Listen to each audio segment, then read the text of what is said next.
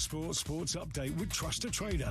When it matters, get the job done marvellously well by a verified Trust a Trader professional. talkSPORT. With the 4 o'clock headlines, I'm Tom Clayton. Good afternoon. Premier League clubs have voted against a spending cap. Under new SCR rules being brought in next season, clubs will only be able to spend 85% of their annual football revenue on players' wages and transfer fees, plus they'll have an extra 30% of leeway. Here's talkSPORT's Alex Crook.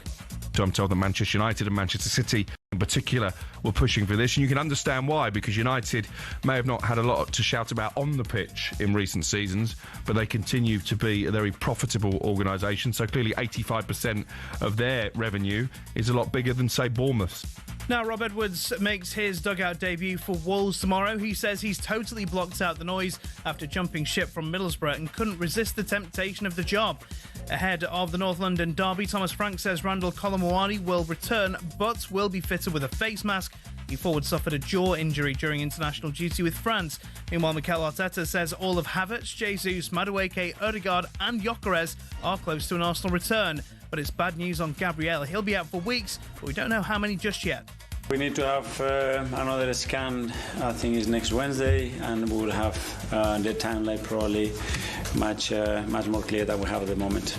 Meanwhile, Cole Palmer's missing Chelsea's next 3 because he stubbed his toe. They'll take on Burnley tomorrow lunchtime, live and exclusively on talkSPORT. Fraser Dingwall's been replaced by Max Ajoma for England's final autumn rugby international against Argentina. And the former Aussie all-rounder has told talkSPORT we're in for a top-tier Ashes series this winter. There's so much atmosphere around the ground. It's just set this Ashes series up for an absolute perler. Brad Hogg there. The Aussies will resume on 123 for 9 in the early hours of the morning. Get today's following on the talkSPORT Cricket YouTube channel.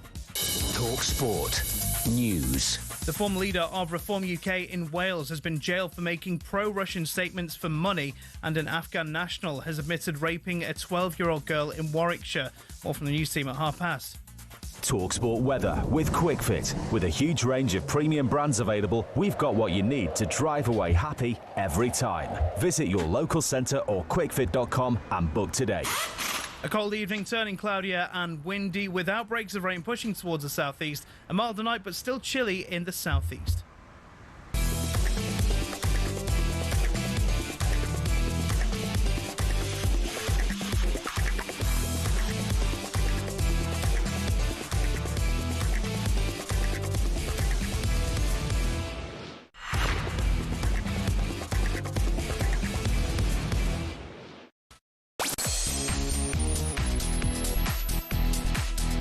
Hello, good afternoon, happy Friday. Welcome to Andy Goldstein's Drive with your host, Andy Goldstein. And who is it this week?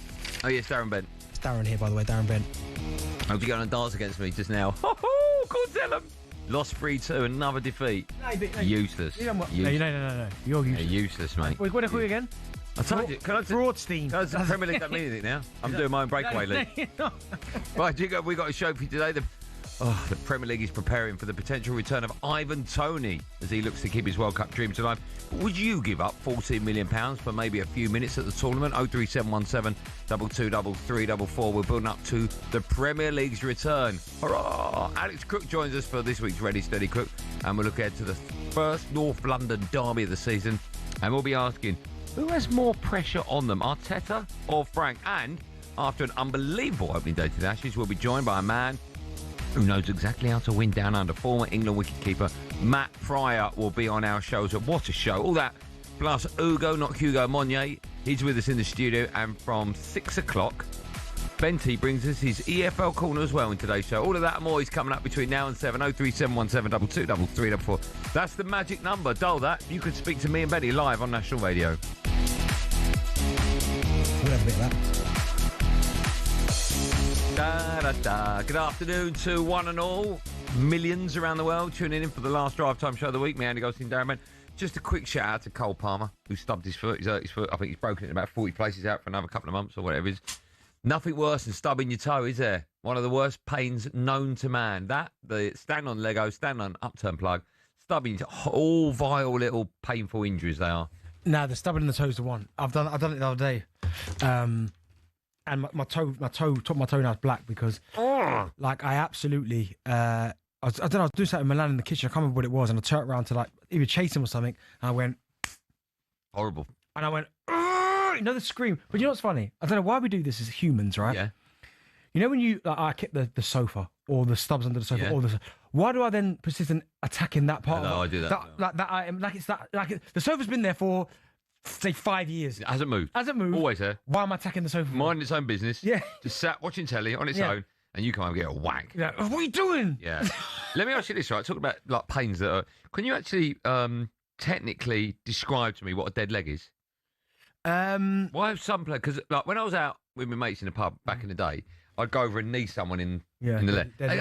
Dead, but they wouldn't be out of action for 3 weeks. How can a footballer be out of action with a dead leg for a couple of weeks? Well, what is that? They're one of those innocuous injuries that sometimes you can't get over it quickly. It's just sore. What is it though? What's the technical? Like if I said I got a broken leg, you'd say, well, bone in your body had hairline fracture. I don't know what a dead leg is. I just call it a dead leg is when someone knees me and there's a certain pain that appears in my leg. You can be out of action for a week. Oh, of course you can, yeah. With a dead leg. Yeah. That's strange. It's like internal bruising, then it comes. Is that what it is? I don't think it's that. I'm just making things up. Right, okay. Well, no, a dead leg is horrible. Oh, that's the technical term. Is it? A dead leg is horrible. Yeah. All right. I mean, you give me a technical term then for it. I would say it's something to do with stopping the flow of blood to the muscle. Well, that's a bit clever, isn't it? I don't even know if that's right. No, that's probably not right. But all right, okay. Are you all right? You good? Yeah, not bad. You? How's the thing in Steam World? Everything's in Steam World's good, yeah. Yeah. Got a nice weekend. I played golf this morning. Any good? Oh, I wrapped up warm. My goodness. I had thermals on. I had ski socks on. I had, what's that thing called the footballers used to wear? Snood. Yeah. I had a hat on. Get this. I had my golf glove on. And then the golf shop, West Essex, great shop, had mittens that you put over both hands. So you wear mittens? So I was wearing mittens while I was pushing my trolley about. And then when I'm ready for the shot, my hands are nice and toasty. And my mate, while I was playing Dan, he looked at me and went, what you got them on for? And I went, mate, best invention in the world. And he was like, the gloves. What, nice After 3 holes, he was like, I should have bought a pair of them. Oh, they look nice and toasty. Good. No, my hands were nice and toasty. I like that. Yeah? Yeah. I'm telling you, golfers out there, right? You need to wrap up. What's the matter? What are you moaning for? What's the matter? Tell me. Explain it. What's the matter? I'm trying to use the Come on, what's the matter? I'm trying to use the mouse as normals. Yeah. And, problems we have in this world. As per usual, the mouse. So you get on with your mouse, and I'll tell everyone what's coming up in today's show. So, of course, the return of the Premier League. We can't wait for that. So we're going big on that, and of course, we will be talking about all the big games, including Arsenal against Tottenham. You nervous about that? I'm not. I'm at home. I'm not. I know Arsenal got injuries, Spurs got injuries, but no, I'm not nervous. Okay. We're quite good. Also in the first hour, how about this? Pop superstar Ollie Murs will be on our show. Big Man United fan. Got a new album out. He's coming on our show. Oh, nice. Now, just before we came on air, management Joe, not our Joe, because he's not worth it, but the proper Joe, he told me that apparently Ollie has decided to retire from singing. Is that right? I don't know. Final album. I thought you were friends with him. He never told me that. What's he going to do? You can't go if you're talented in something, you can't just stop it, can you? You can if you're a footballer, you stop. Yeah, but then what do you do? All these footballers go, what am I going to do now? I'm lost now. I missed the banner. No, man, sit next to you all day. Yeah, I know, but only the lucky ones get to do what you're doing, right? Yeah, the job, but not sitting here. That's not lucky. Next to you, that's not lucky. That. Well, because I keep beating you at darts. Hey, just let me know. You got the next round of the semi-finals? When is your semi-final, by the way? When Henry decides to turn up. Oh, here we go.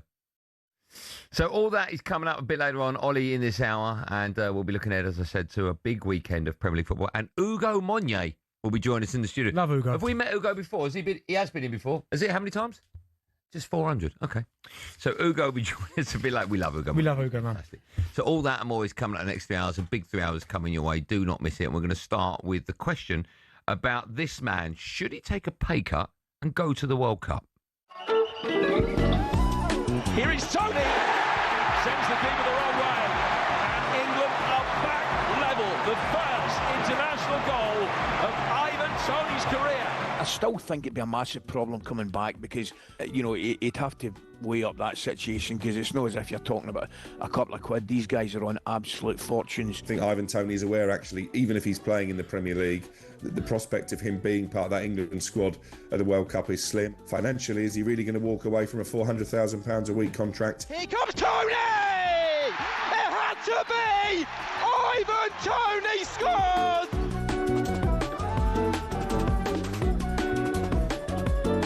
Good music. Ivan Toney would reportedly have to sacrifice £14 million if he wants to return to the Premier League in an attempt to make next summer's World Cup. He has scored 41 goals in 59 games in Saudi Arabia. He's reportedly keen to come back in January to England, but UK nationals are liable for back taxes to HMRC if they do return to the country within 2 years. Tottenham, West Ham and Everton apparently are all interested in him. Right, there's a lot to discuss here, but ultimately, does the decision just come down to money, Benty, do you think, for someone like him or anyone for that matter? Not just about money. First and foremost, I get it out there. I'm not leaving 40 million on the table. Forget it. So just to explain, we understand it, and these are all numbers that we're sort of, we're roughly working with because we're not his accountant, but he's earned something like £28 million. Yeah. And that's in his bank now, right? Unless he spent it on a watch or a car.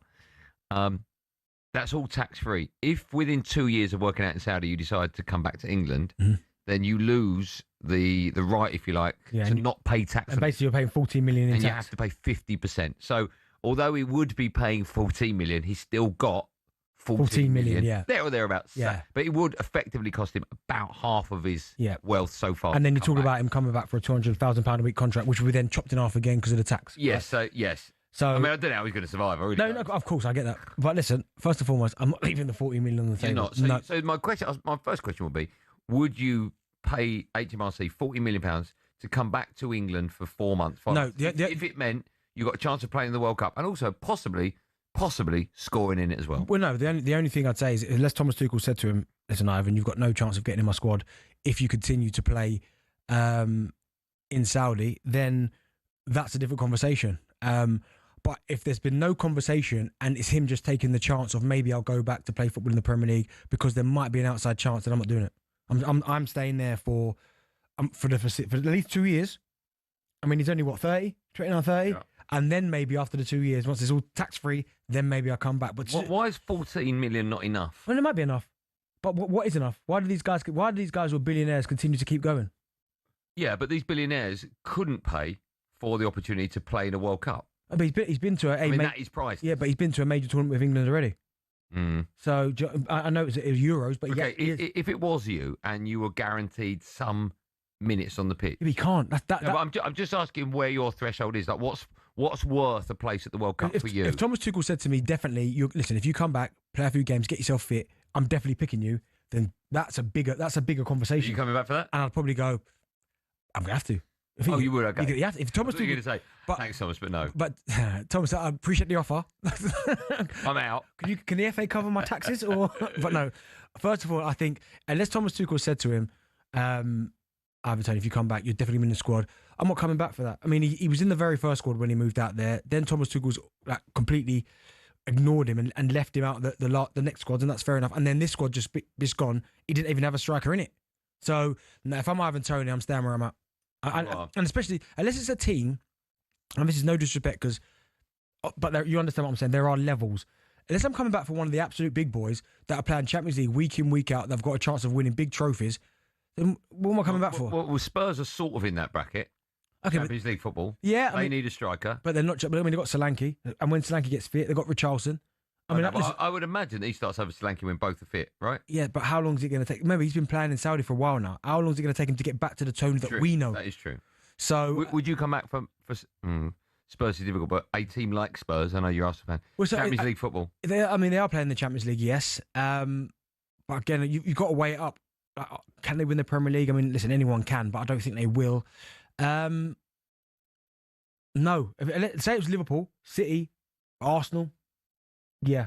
United don't have Champions League football, don't have European football. But again, United's different because it's United. Yeah, but would you do that? Like, there's a difference. No European. But there's difference between getting United and Spurs, aren't there? Even though Spurs are Champions League, there's a difference. What I'm saying is Spurs are Spurs and offer Champions League football. Man United and Man United don't. The bonus that Spurs do have, where he might go, do you know what? It's because he knows Thomas Frank, and Thomas Frank likes him. Yeah. So that might be a scenario where Thomas Frank goes, listen, I've got Dominic Solanke, I've got Richarlison, not quite doing it for me, can't stay fit, not really prolific. You come back, get yourself fit. You know your play. You know how I operate. I got the best out of you when you was with me at Brentford. Yeah. We worked well together. You know the standards that I expect.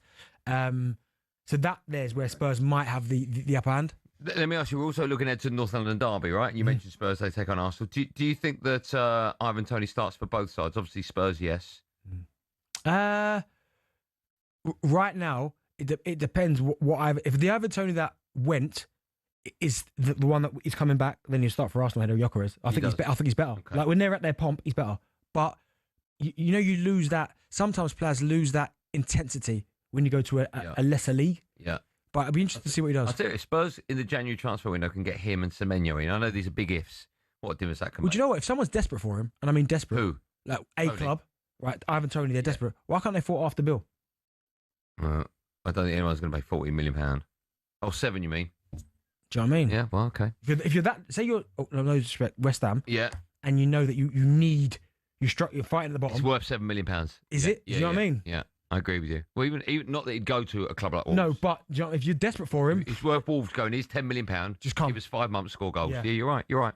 Okay, so we'll talk about Ivan Toney. Would you jack him £40 million to come over to England to play in the Premier League for 4 or 5 months if it meant you've got a chance of playing at the World Cup?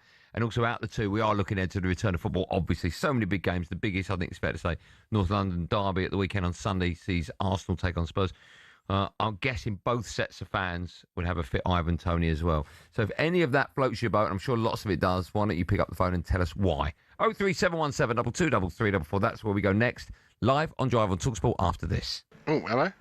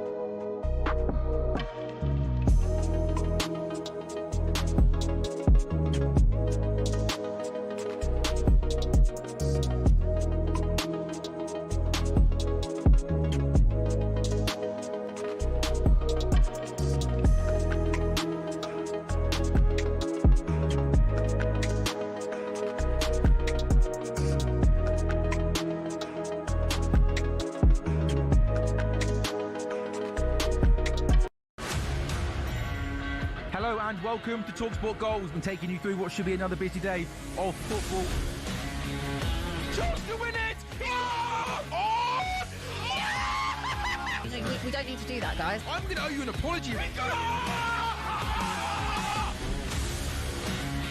How would you get to that conclusion? That's a weak mentality. Oh, get out of it.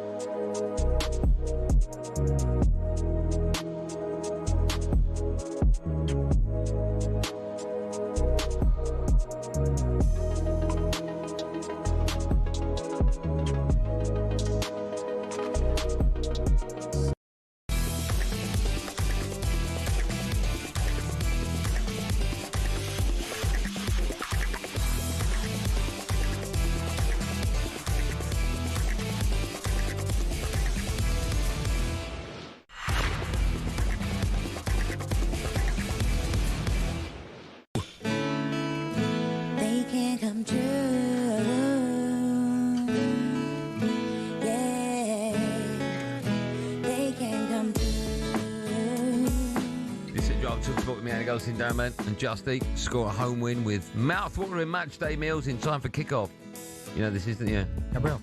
You haven't got him the weekend, have you? Your dreams might not come true with him. Miss him. Big miss, that is. Yeah, it's huge. Got no cover there.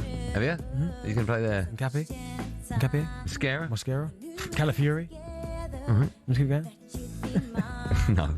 Still to come, Benny's going to be looking ahead to a massive weekend in his EFL corner. And we've got Ollie Murs joining us in 10 minutes' time. Give it up singing, that can't be the case. Just quickly, Cole Palmer will miss Chelsea's next 3 games, which include Barcelona and Arsenal. Jeez, after fracturing his toe, stubbing it on a door. Is there nothing you can do with painkiller injections? Yeah, but you've got a fractured toe? Yeah, I don't know if you can do it with that. Why? I don't know. What are you doing now? I think it's too low. Why can't you just numb it all up? I mean, you can do, but I just think, I don't know. But surely they would have had that conversation. It's a clear. I don't know. I'm guessing I've not played football before. Well, you need Palmer out there, didn't you? So they would have gone, do you know what? What do you think about this? And maybe it wasn't the right. If you numb it, right, it don't matter what's happened, you can play with it, right? Yeah, of course. I'm sure Ian Wright in the 93 Cup final. It's an ankle. Had a broken ankle. Or was recovering from a broken ankle, and it was completely. And the reason they subbed him off, or on whatever way it was. You subbed him on because he scored 2 against United? No. Against Sheffield Wednesday 93. Oh, for Arsenal. Yeah. Not Palace, okay. Yeah, no. Because the pain was coming back because the injection wore off. Wow. I'm sure he's told me that. Monaco midfielder Paul Pogba is set to make his long-awaited return from a doping ban this weekend.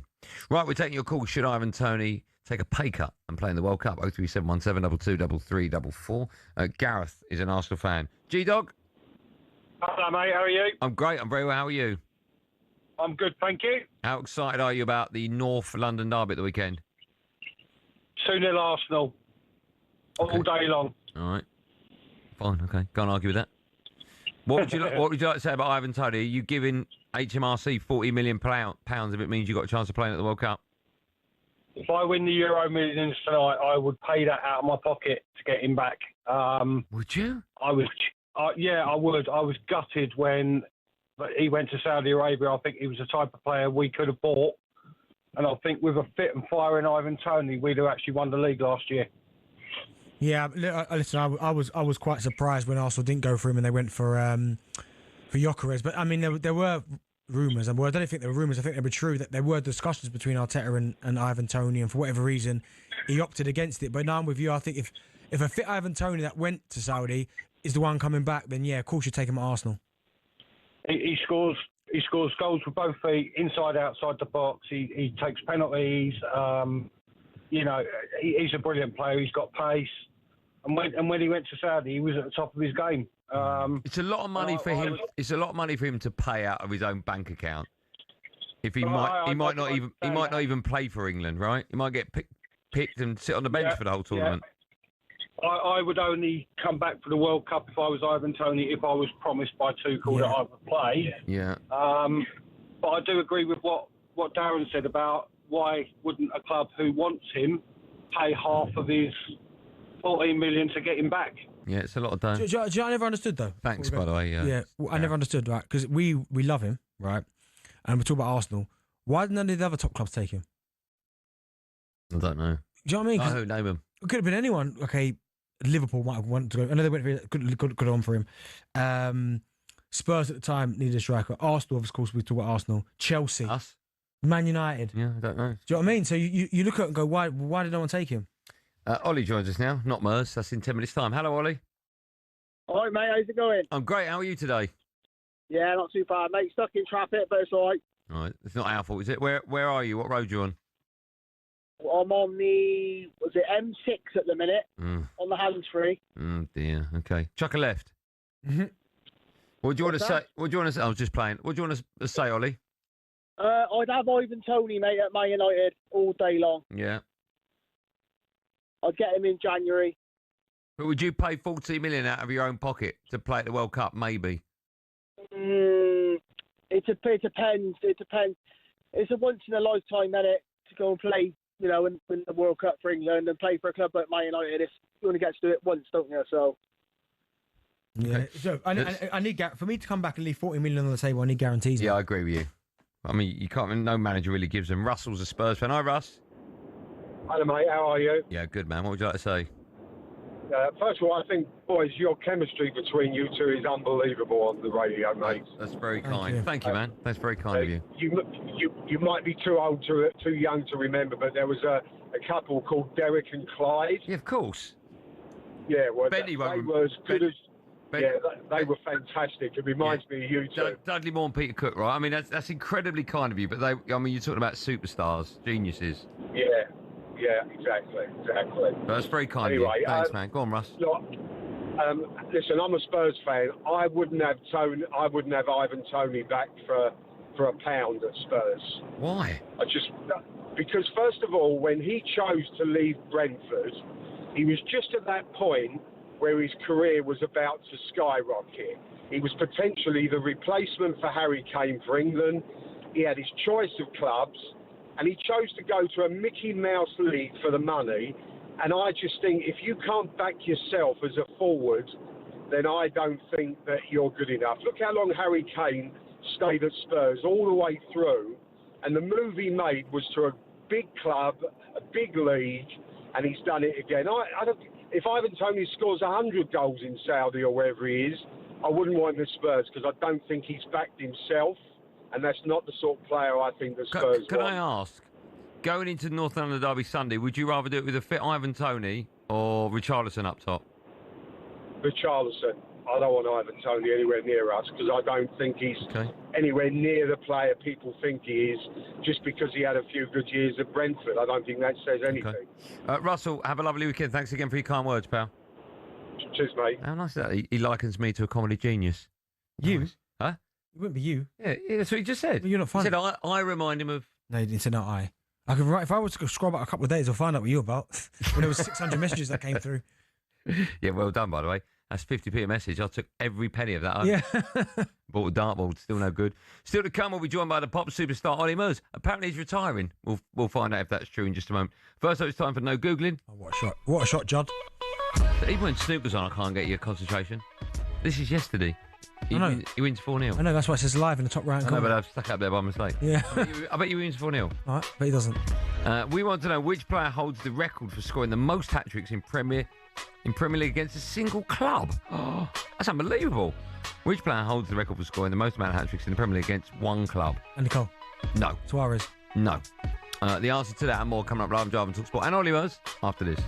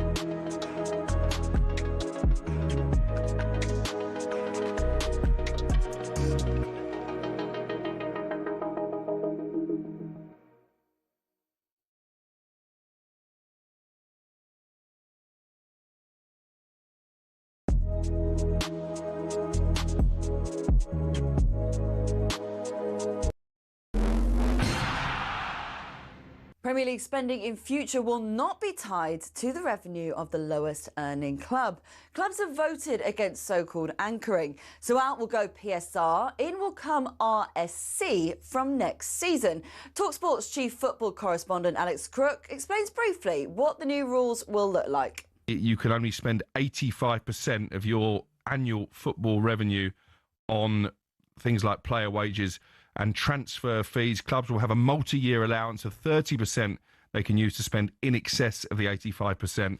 Meanwhile, as club football returns from the international break, it's all eyes on one key return in the Midlands.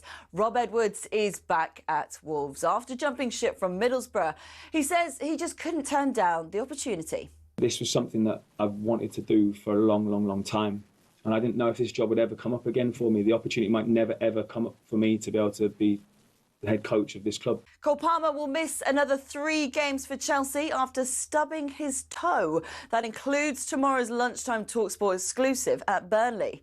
And somehow, the first Ashes test remains in England's hands. After being skittled for 172 in Perth, Ben Stokes took 5 wickets to put the Aussies at 123 for 9 at stumps on day 1. Head to the talkSPORT Cricket YouTube channel for today's Following On.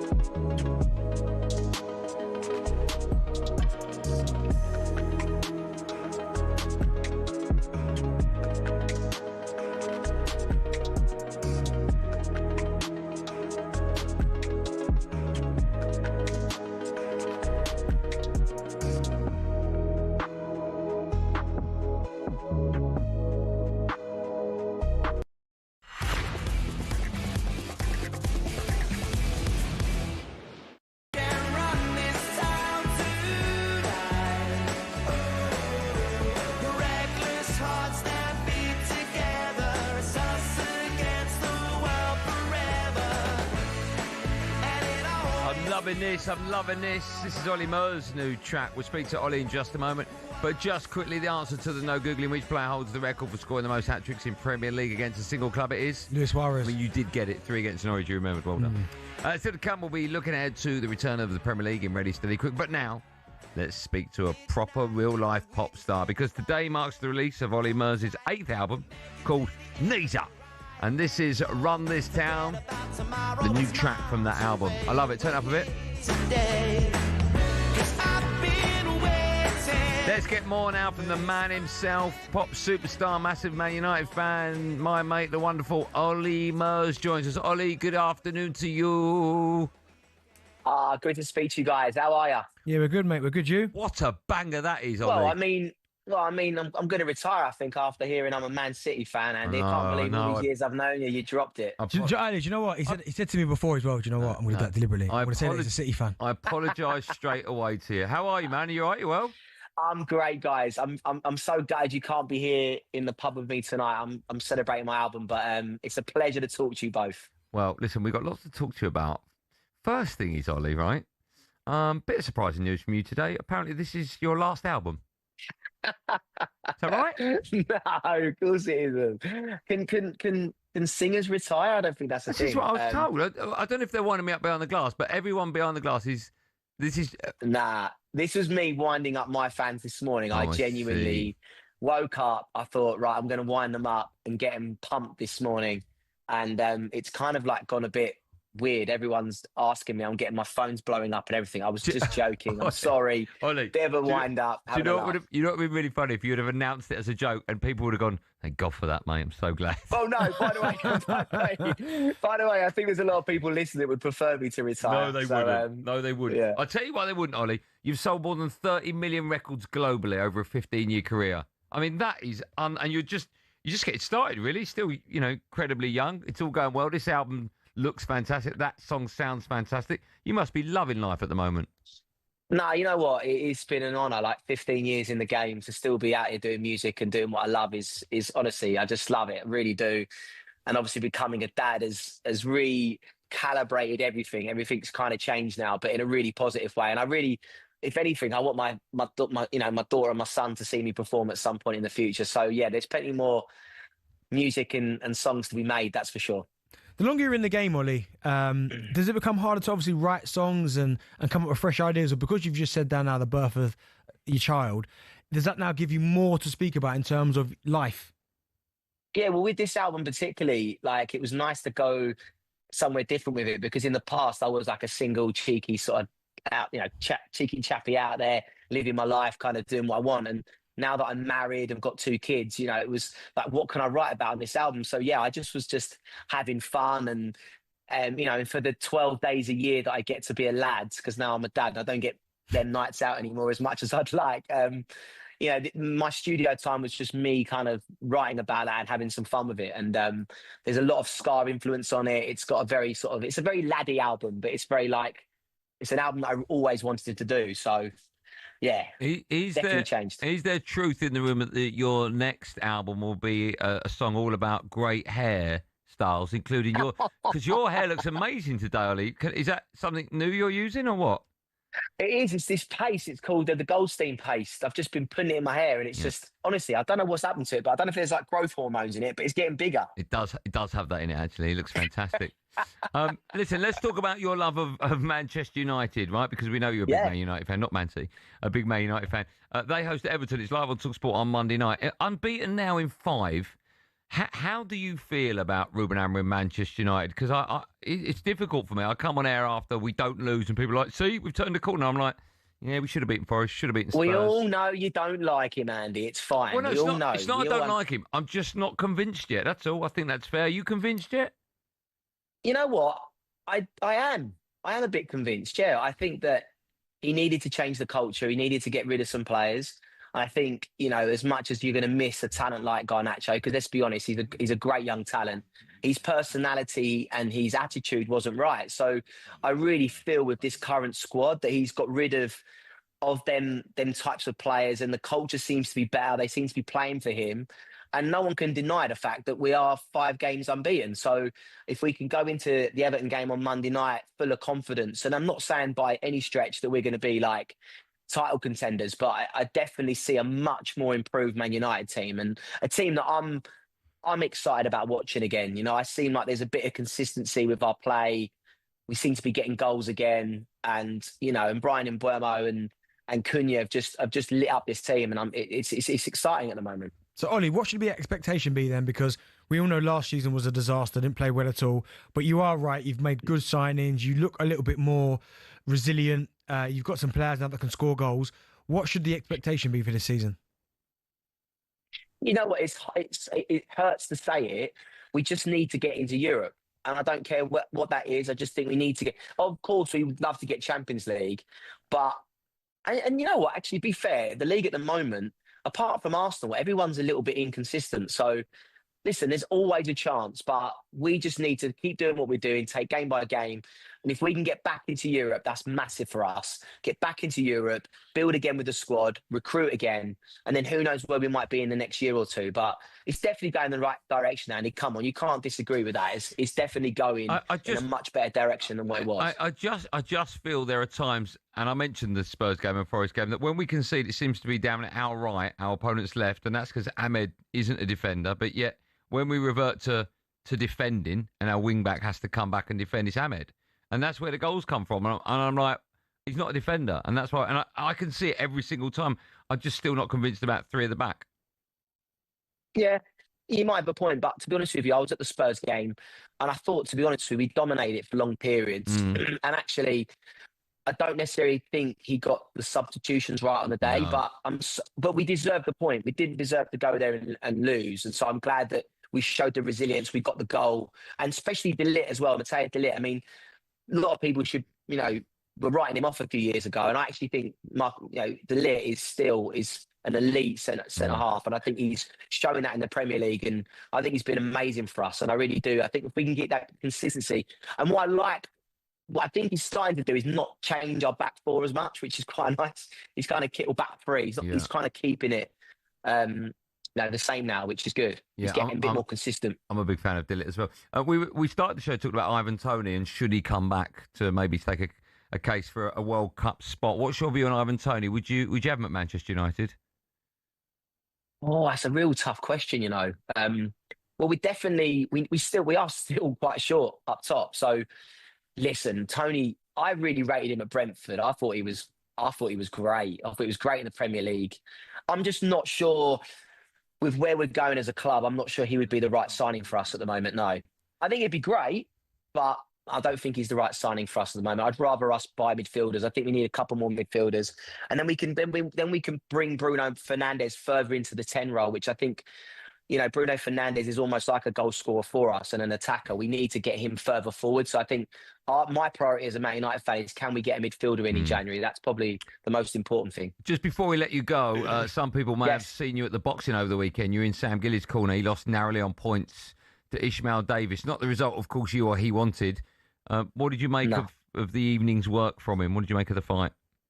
You know what? I thought the whole week was amazing. And for someone like myself, I don't get to do many boxing events. So to sort of go behind the curtain and see the week leading up to the fight with the weigh-ins, the press conferences, just everything that came of it. It was a great event. And I'm gutted for Sam, but you know what? He gave it everything. And it was just, someone's got to lose on the night. And I think Ishmael Davis boxed really well. I think Sam should have won it. Of course, I'm going to be biased, but I think he did.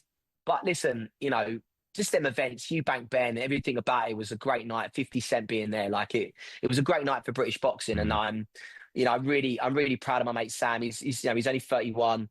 He's still got the best years yet to come. So and I believe in him, and I think he'll bounce back. Fingers crossed. Before we let you go, then I'll get in the ring next. Me and you, Andy. Let's go. Oh, I'd love it. I'll pay money to see that. I'll promote that. Ollie, what? The only way you and I will get in the ring together is if I'm holding your belt. All right, that's the only way that will happen. Let me tell you.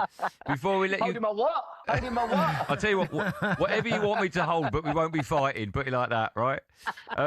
Before I let you go, just remind everyone what you're doing tonight, where you're at. I know it's the release or the launch of your 8th album, Knees Up, and we played a bit of your latest song, Run This Town. Where are you and what are you doing tonight, Ollie? I'm currently at a pub down near Shoreditch. Actually, some of the talkSPORT team are coming down here tonight, which is going to be great.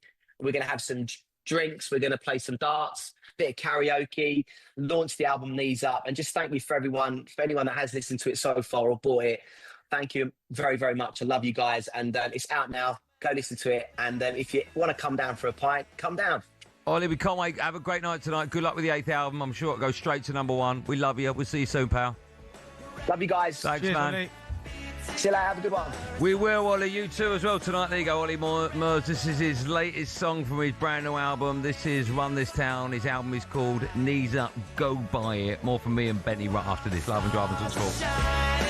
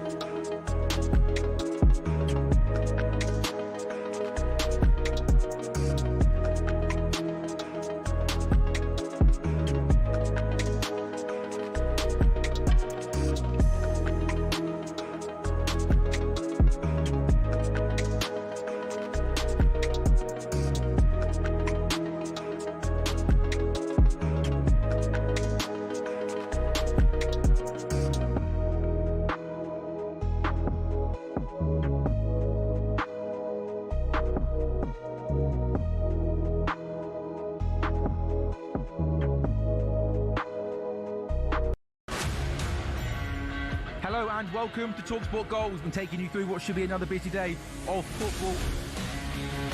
Chance to win it!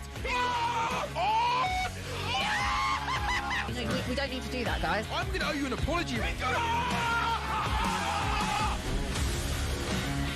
How would you get to that conclusion? That's a weak mentality. Oh, get out of it.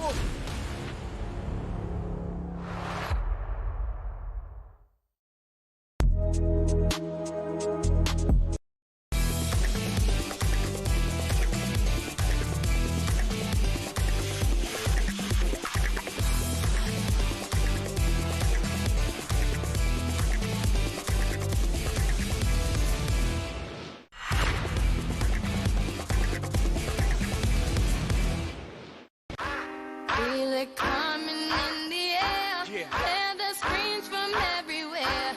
I'm addicted to the thrill. I'm ready. Travel talkSPORT with me, Andy Goldstein Darren Bent and Just Eat. Feed your squad with matchday meals delivered in time for kick-off. Still to come, we're looking ahead to the return of Premier League in ready, steady, cook. Just quickly, England lead Australia. No one would have thought that this morning. 49 runs is the difference following the first day of the Ashes first test in Perth. Cole Palmer's going to miss Chelsea's next 3 games, which include Barcelona and Arsenal, after fracturing his little toe, or his big toe, by stubbing it on a door. In fact, we don't know what toe. I don't think it's been reported what toe is it. I assume it's the big one, or the great toe. Just quickly, we've got the snooker on in front of us. Mm-hmm. You ever played a frame of snooker? Yeah. A frame? Yeah. Have you? Mm-hmm. How difficult is it for you? The table's just massive. Yeah. Any high breaks?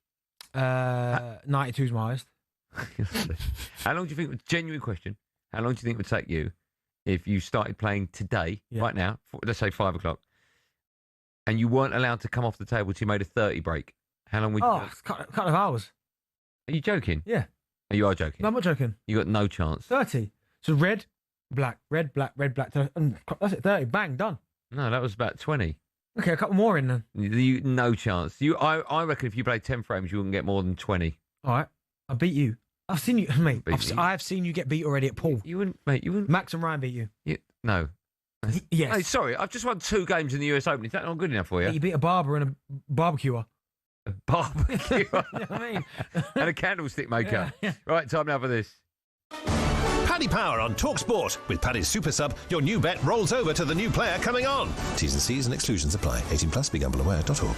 Right, time now for today's bet with friends of Paddy Power. Let's welcome Matt Kerr to the show. Hello, Matt. Hi, how are we doing? Oh, good, man. How are you?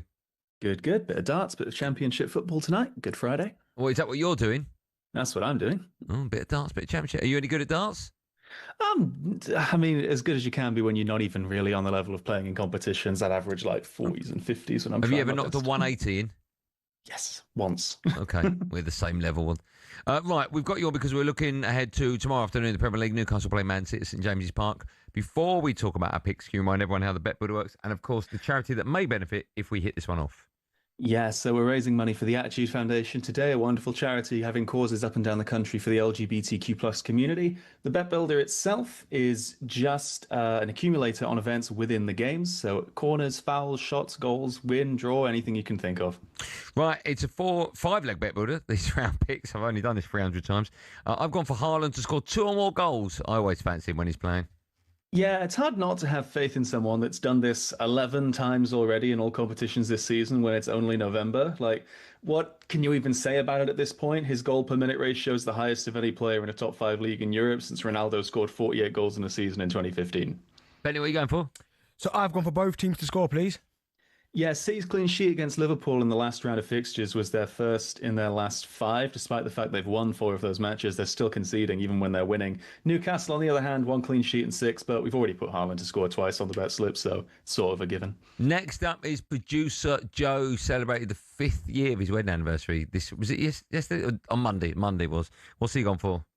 He has gone for Bruno Guimaraes to have 2 or more fouls. Him or Joe Linton have been an absolute menace in midfield. I can't think of any duo of player you would enjoy playing against less. Does average 2.1 per game, and players always commit more fouls against the big boys. Okay, 3 down, 2 to go. Next up, the people, they've gone for Man City to win the game. Yeah, it's 5 wins in their last 6, threading into Champions League and EFL Cup wins as well between that. It's probably the only time in Pep's tenure at City where they can be in that kind of form when they're only put down as evens to win the match. And last, but by no means least, is yours, Matt. What are you going for? I have got Donnarumma to make 2 or more saves. He's got 16 and 8 so far this season. You'd hope the trend keeps up, even when City are dominating the way that they are. It's only a save every 45 minutes against a very good Newcastle team that, as patchy as their league form is, it's hard to forget that they are on 3 dominant wins in a row in the Champions League this year. Okay, I'm looking at it now. It all looks pretty good to me. Can you just confirm the Bet Insurance odds and the value of the charity bet one more time? Yeah, you say it all looks pretty good to you. We're coming in at 25-2 today. £10 would pay 135.87, all in the name of the Attitude Foundation. I think we've got it. Thanks as always for coming on. Good luck with the darts. Have a nice weekend. We'll speak to you in a bit. Take care. There you go. That's Paddy Power's Bet Better for today. Minimum odds 1 to 5 plug 18 plus begambleaware.org. Paddy Power on talkSPORT. With Paddy's Super Sub, your new bet rolls over to the new player coming on. T's and C's and exclusions apply. 18 plus begambleaware.org. What do you reckon the easiest sport in the world to be world champion is? You've asked me this before, I've no idea. Have I? Yeah. Okay. What do you think the most embarrassing sport to be world champion will be? Like when you'd walk into a pub and people go, okay, what do you do for a living? You go, I'm world champion. Conkers. Conquer world champion? Yeah. It's a bit embarrassing. I don't think, if you're the best in any sport, it's not embarrassing. It's just some people give you that little bit of... Were you any good with conkers? I didn't play it, really. Did you not? No. Was it a trick to put them in the freezer? No, I used to dip my conkers in vinegar. Yeah. And that hardens up your conkers. Okay, nice. I mean, my conkers... Pardon you, what? No, my conkers were rock hard when I was playing. No, that's right. I looked at Noah in the back and Noah. Yeah. I just saw Noah's eyes go, what? No, I'm telling you, because I used to play as a kid. Right? And even as an adult now, I'd fancy my chances. Because the secret is, Benny, if you want the secret, is to have massive conkers. All right, thank you. Nice. Yeah, go with break. Then what? Yeah, go on. Why are you getting so weird about it? I'm not. So you would get your conker out, I would get my conker out, and I would smash my Yeah, conker. and listen, I know how conkers work. No, you have to explain people don't understand. Yeah, they understand. You get the conker on a rope and you try and hit it. No. Yeah, You made a mistake. No, I'm there. not. No. Firstly, is a conker on a rope? No, hold on. Firstly, I would dip my conker in some vinegar for a bit to make it really hard. Then you would get your conker out, I'd get my conker out, and I would smash my conker against yours, and yours would explode. Is your conker on a rope? Hey? Yeah, it's on a rope. Well, that's what I just said. Well, it's not rope, string. The same thing. It's the amateur hour already.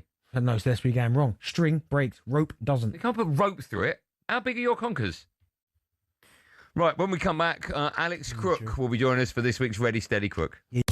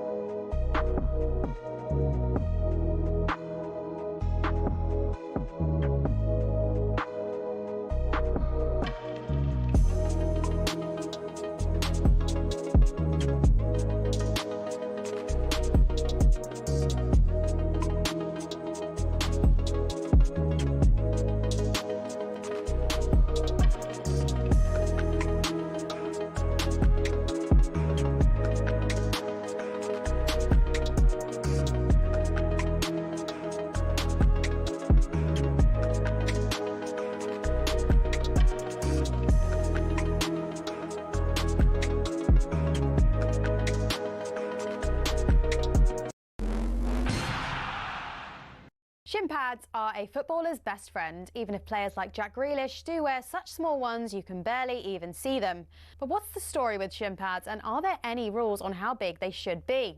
It all started with cricket, actually. Cricketers had been wearing shin pads since the 1700s. They'd been introduced not for leg protection, but instead to give batters a strategic advantage. The idea was that batters could put their leg pads in front of the wicket if they missed the ball, preventing them from being bowled out. Obviously, that all changed when the LBW rule came in, but that was the theory behind them. It was thanks to this guy that shin protection made its way over to football. Meet Samuel Widdowson. He was a cricketer and a footballer. He played for Nottingham Forest back in the late 1800s, and he wanted a way to protect his legs from nasty tackles. Apparently, he'd broken his leg in a match against Sheffield United in 1874 and wanted to stop it from happening again. Naturally, his mind drifted to his other favourite sport, where players had been wearing these pads. Story goes, Widdowson cut up his cricket pads, sewed them into his socks and popped them on before taking to the footy pitch. Ta-da! Shin pads. Like all great genius inventors, everyone took the mickey at first. To be fair, he probably looked quite stupid running around with these on. But it's thought his whole Nottingham Forest team then began wearing them from 1887, and the first known use of them in a match was in 1894, in a match between Newcastle and the then Woolwich Arsenal. Eventually, FIFA clocked on that this protection was pretty important for footballers. Multiple studies have shown wearing shin pads clearly reduces the risk of players getting lower leg injuries. And so in 1990, basically 100 years after Widdowson first put them on, shin pads were made compulsory. It became a part of Law 4 of IFAB. That's the body responsible for setting the laws of the game internationally. But the law doesn't actually specify anything about measurements of shin pads. It just says pads must be made of a suitable material and be of an appropriate size to provide reasonable protection. It's really vague, and players can get away with a lot. A lot of grassroots clubs are choosing to ban micro shin pads for obvious reasons, though, especially after a 15-year-old player from Penistone Church broke his leg while wearing them. Still no change from IFAB, though. That's why Grealish and co can still get away with these ones, which are no bigger than a credit card and which seem to offer little to no protection whatsoever.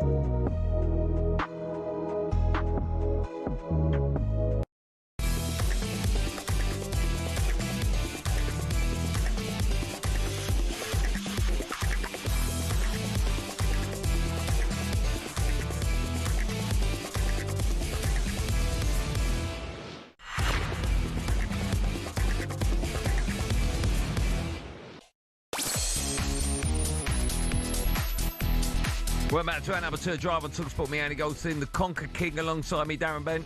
Oh, hello. Oh, Moose, I'll speak to you after the show. No worries. Okay. Still to come, we'll be asking who has more pressure on them this season out of Arteta and Thomas Frank. In fact, if you're quick, you can phone up now, 03717 22 3344. All of that is coming up in just a moment, but now it's time for this. By the way, do you two like haddock? Dinner, either swordfish and salad or steak and calamari. I actually had an ice cream outside the Trevi Fountain in Rome. I did have a burger today. You do tend to let it slip on a Sunday. Looking me up today, Alex!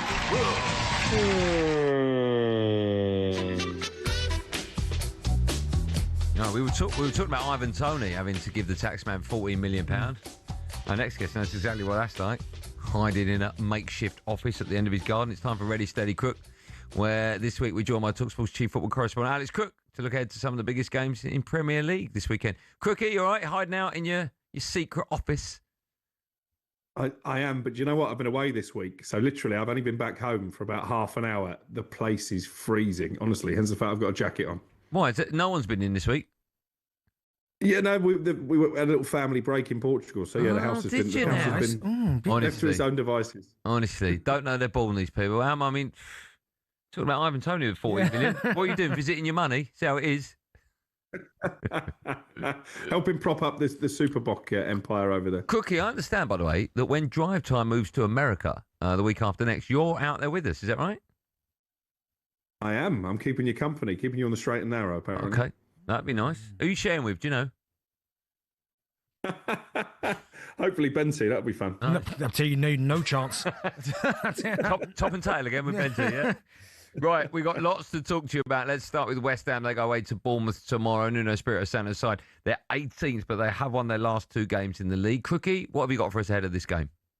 Yeah, Callum Wilson going back to the Vitality, former Bournemouth player. I spoke to him before the international break, just after he'd scored in West Ham's win against Burnley, and I asked if he still harboured hopes of forcing his way into England's World Cup squad. Yeah, I wouldn't say I've retired myself from international football by any means. There's a World Cup around the corner, of course. I had my eye on that from the pre-season, so you're working hard towards it. But the most important thing for me was getting myself in the team, and then when you are given the opportunity, trying to take that and focusing week in, week out. That's the only thing that gets you into the England squad, as I've experienced many times before. And yeah, it's a long way to go until that squad's announced, and why not make a late charge for it? But it's very early days yet. That's Callum Wilson. He was part of the England squad at the World Cup in Qatar last time round, but he is 34 in February. Thomas Tuchel has said that he will take a backup option to Harry Kane. If he scores goals, Benty, between now and the end of the season, has he got a chance? Well, do you know, he's got a chance, and it's going to be really fascinating between now and the end of the season, because as you said there, Callum Wilson, who I'm a big fan of, if he stays fit, he scores goals. That's what Callum does. You've got Solanke. Can he do the same? Can he stay fit? I mean, it was Liam Delap. I mean, Ivan Toney. I do think for Callum Wilson, though, it is just about, he's scored goals for England before. I think if he can stay fit, I think he's got a great chance. I mean, Danny Welbeck was being spoke about, and he's probably been the most in form out of the lot. But I think if you're a centre forward now, you know you're not going to start. You know Harry Kane's the one. But if all you could do is score goals, and if you score goals, I think whoever you are, I didn't even mention Ollie Watkins, you give yourself a great chance. But it's whoever can hit the ground running, Cookie. If you start scoring, you stand a great chance. Yeah, I agree. I mean, I actually think that there's a big chance for Liam Delap if he can stay fit between now and the end of the season. I think Thomas Tuchel ideally would go for somebody younger than both Callum Wilson and Danny Welbeck, who obviously was unlucky to miss out this time around. But if Delap doesn't fire, then maybe opportunity will knock for someone like Callum Wilson. Cookie, let me ask you, just looking at Bournemouth, they had a good start to the season, lost their last 2, I think now. Is this a good chance for them to get back to winning ways, do you think? I don't know, because I've seen West Ham's last 2 games. I thought they were really good against Newcastle, beat them at home. Probably not as good against Burnley, but still found a way to win. So if I was a betting man, I could see West Ham getting something out of this game. Okay, I'll ask you first, Cookie, what the score beats tomorrow at 3 o'clock, Bournemouth against West Ham? I'm going to go for a 2-2 draw. Okay, bit of Desmond Douglas. Benny, what are you going for? No, I'm going Bournemouth 3-1. Oh, yeah? Yeah. Are you really? Bournemouth 3-1, wow, yeah. Okay. Let's move on to another 3 o'clock game tomorrow. That's Brighton against Brentford. 11th v 12th in the table. What you got ahead of this one, Cookie? Well, this is one of your favourite segments, because I've been speaking to Brighton's Jorginho Ruter. Is it Amex time? Here we go. Did you get the Amex out? American Express Shop Small campaign. And I asked him about the club's European ambitions. Honestly, first of all, I think we didn't start very, very good this year. I had the feeling we could do much better. We did some very great game, but was a bit inconsistent. But the win against Leeds was very helpful for the team and for the confidence as well. So, since I came here, we wanted to play Europe. So this is the target. But I think last year was too much the target. Maybe I don't know. So I think we have to take game per game, and we will see at the end. There you go. That was Jorginho Ruter. A reminder, boys, shop small with American Express and their Shop Small campaign. That takes place on December the 6th this year. I'm sure you know that. That is... Hold on. You finished, Cookie? Anything else you want to get off your chest? Gee, honestly. Takes all the money himself, I'm telling you. Where was that film, by the way? It looks like it was at MFI, the back of MFI. Where was that? It was in what I could only describe as a posh pet shop. Honestly, it never worked with children or animals. There were dogs everywhere while I was doing that interview, Why? including Ruter's own dog. Why were you there? Well, I was invited by Amex, hence the fact I've got to do their Oh, sponsorship. that's why you've just come back from Portugal. That makes sense. God, they pay well, don't they? Trust me. Oh, you're flexible, friend. Blimey. Right, how do you see that one go, Groggy? 3 o'clock tomorrow, Brighton against Brentford, and your friends at Amex as well. Well, this is the big one. I'm there tomorrow. It's 11th. I bet you are. 12th. Guest of honour. They don't come any bigger than this. I think Brighton will win. They're pretty strong at home, but I don't. Oh, we've lost him. Look, he's stuck. That's the problem. So he can't pay the bills. Takes all the money from Amex, can't pay the bills. He's supporting the American Express Shop Small campaign. All right, Ryan. Yeah, we get it. We'll try and get Crookie back. Are you there, Crookie? Oh, you're back. We lost you for a minute. Right, listen, let's move ahead now to 3 p.m. Another 3 p.m. Nice to see all these 3 p.m. kickoffs. Wolves against Palace. It's going to be, of course, Rob Edwards' first game in charge of Wolves since joining from Middlesbrough. Real tough start to his campaign there. What have you got for us ahead of this one, Crookie? Yeah, he did his first press conference today, Rob Edwards, and he was asked about that controversial defection from Middlesbrough to Wolves. I was in a great job at Middlesbrough. I know that, with really good people, very good players, and we'd done well. The lads had done well, and everyone that I was working with had done well as well, so I'm aware of it. But this was something that I've wanted to do for a long, long, long time. And I didn't know if this job would ever come up again for me. The opportunity might never, ever come up for me to be able to be the head coach of this club. I didn't want to ever look back in 10 years, 15 years, 20 years and think I turned down a chance to manage Wolves in the Premier League. That's it. That's Rob Edwards speaking ahead of Wolves against Crystal Palace tomorrow. I think it's a tough first game, isn't it? Actually, they've got a tough run. They play Manchester United not once but twice in December. Do you give Wolves any chance of staying up, Crookie? I think I was listening to Adrian Dunn this morning on the Breakfast Show. He said only 2 clubs at this stage of the season with this, they've not won a game yet, right, Wolves? Or have they won one, or they haven't won one? They've got 2 points. Okay, yeah. No team at this stage of the season with 2 points has ever stayed up, bar 2. So that tells you the odds-on favourites to go down are Wolves this season. Do you see them staying up at all or not? No, I don't. And I think the problem they've got is that it's so competitive. Sunderland are not going down. No. Leeds and Burnley, I think, probably are in trouble in terms of those promoted teams. But I just don't see that they're going to be able to make up the gap. And I'm not sure he's got enough quality at his disposal. I know he backs himself and he believes this Wolves squad is better than the one he had at Luton, but I think it's a massive task. Do you know what, though, Crookie? Do you know what was quite nice about listening to him speak? Clearly, it wasn't about... It was more about, the love that he's got for Wolves. I think that came out in that press conference when he spoke about he didn't want the chance to kind of pass him by. And I think I quite like it. I know it still doesn't make sense to me in terms of where Middlesbrough are and where Wolves are. But when you hear him speak about his love and affection for Wolves, it then now starts to make a little bit more sense. Well, I've been saying this. I think he's taken unfair criticism, really. I would actually laud him for taking this job, because I think the easy option would have been to stay at Borough and try and get them promoted, because arguably there's more chance they'll be in the Premier League next year than Wolves. But he's followed his heart. He believes he can save the club that he holds dearest. And I think he should be applauded for that, not hammered. Okay. How do you see it going, Crookie? 3 o'clock tomorrow, Wolves against Palace? I think they might get a point, Wolves. I'm going to go 1-1. Okay, fingers crossed. Benny? I think Palace are going to win. Mateta, I want to see the celebration. But no, I think Palace is just a really good side. Yeah, me too. Right, last one, 5:30 tomorrow. Newcastle against Man City. What a good game this could be. City, they're just 4 points off top spot. Newcastle, they're 14th. What have you got for us, Crookie? Yeah, and they could move within a point of Arsenal. Obviously, with Arsenal not playing until Sunday. I spoke to Nico O'Reilly after City's last Premier League game when they trounced Liverpool, and I asked how confident he was they could close that gap and catch the Gunners. As I just said, we're in a good position. We've still got a long way to go in the league, and we've got a lot of games to go. So yeah, as long as we keep going, keep putting performances like we did today, and stay consistent, we should be all right. That's Nico O'Reilly looking ahead to Manchester City's trip to Newcastle. I think a lot of people think this might be a foregone conclusion for City, because Newcastle are only a couple of points above the relegation places, but they don't lose at home very often. They're not great away, Newcastle, but at St James's Park, under the lights, I think this will be tougher than many people expect for Manchester City. Do you know what I do, Crookie? I agree with you as well. I still think City will get the job done, but you're right. I think it's a lot tougher than people think. But let me ask you then, Crookie. You spoke to Nico O'Reilly there, and I think he's had a fantastic season. Do you almost feel like, certainly the England left-back situation, you've got Luke Shaw, you've got Livermore that can play there, Miles Lewis-Skelly, although he's not playing many minutes at Arsenal. Do you think Nico O'Reilly, as we stand right now, has got that shirt?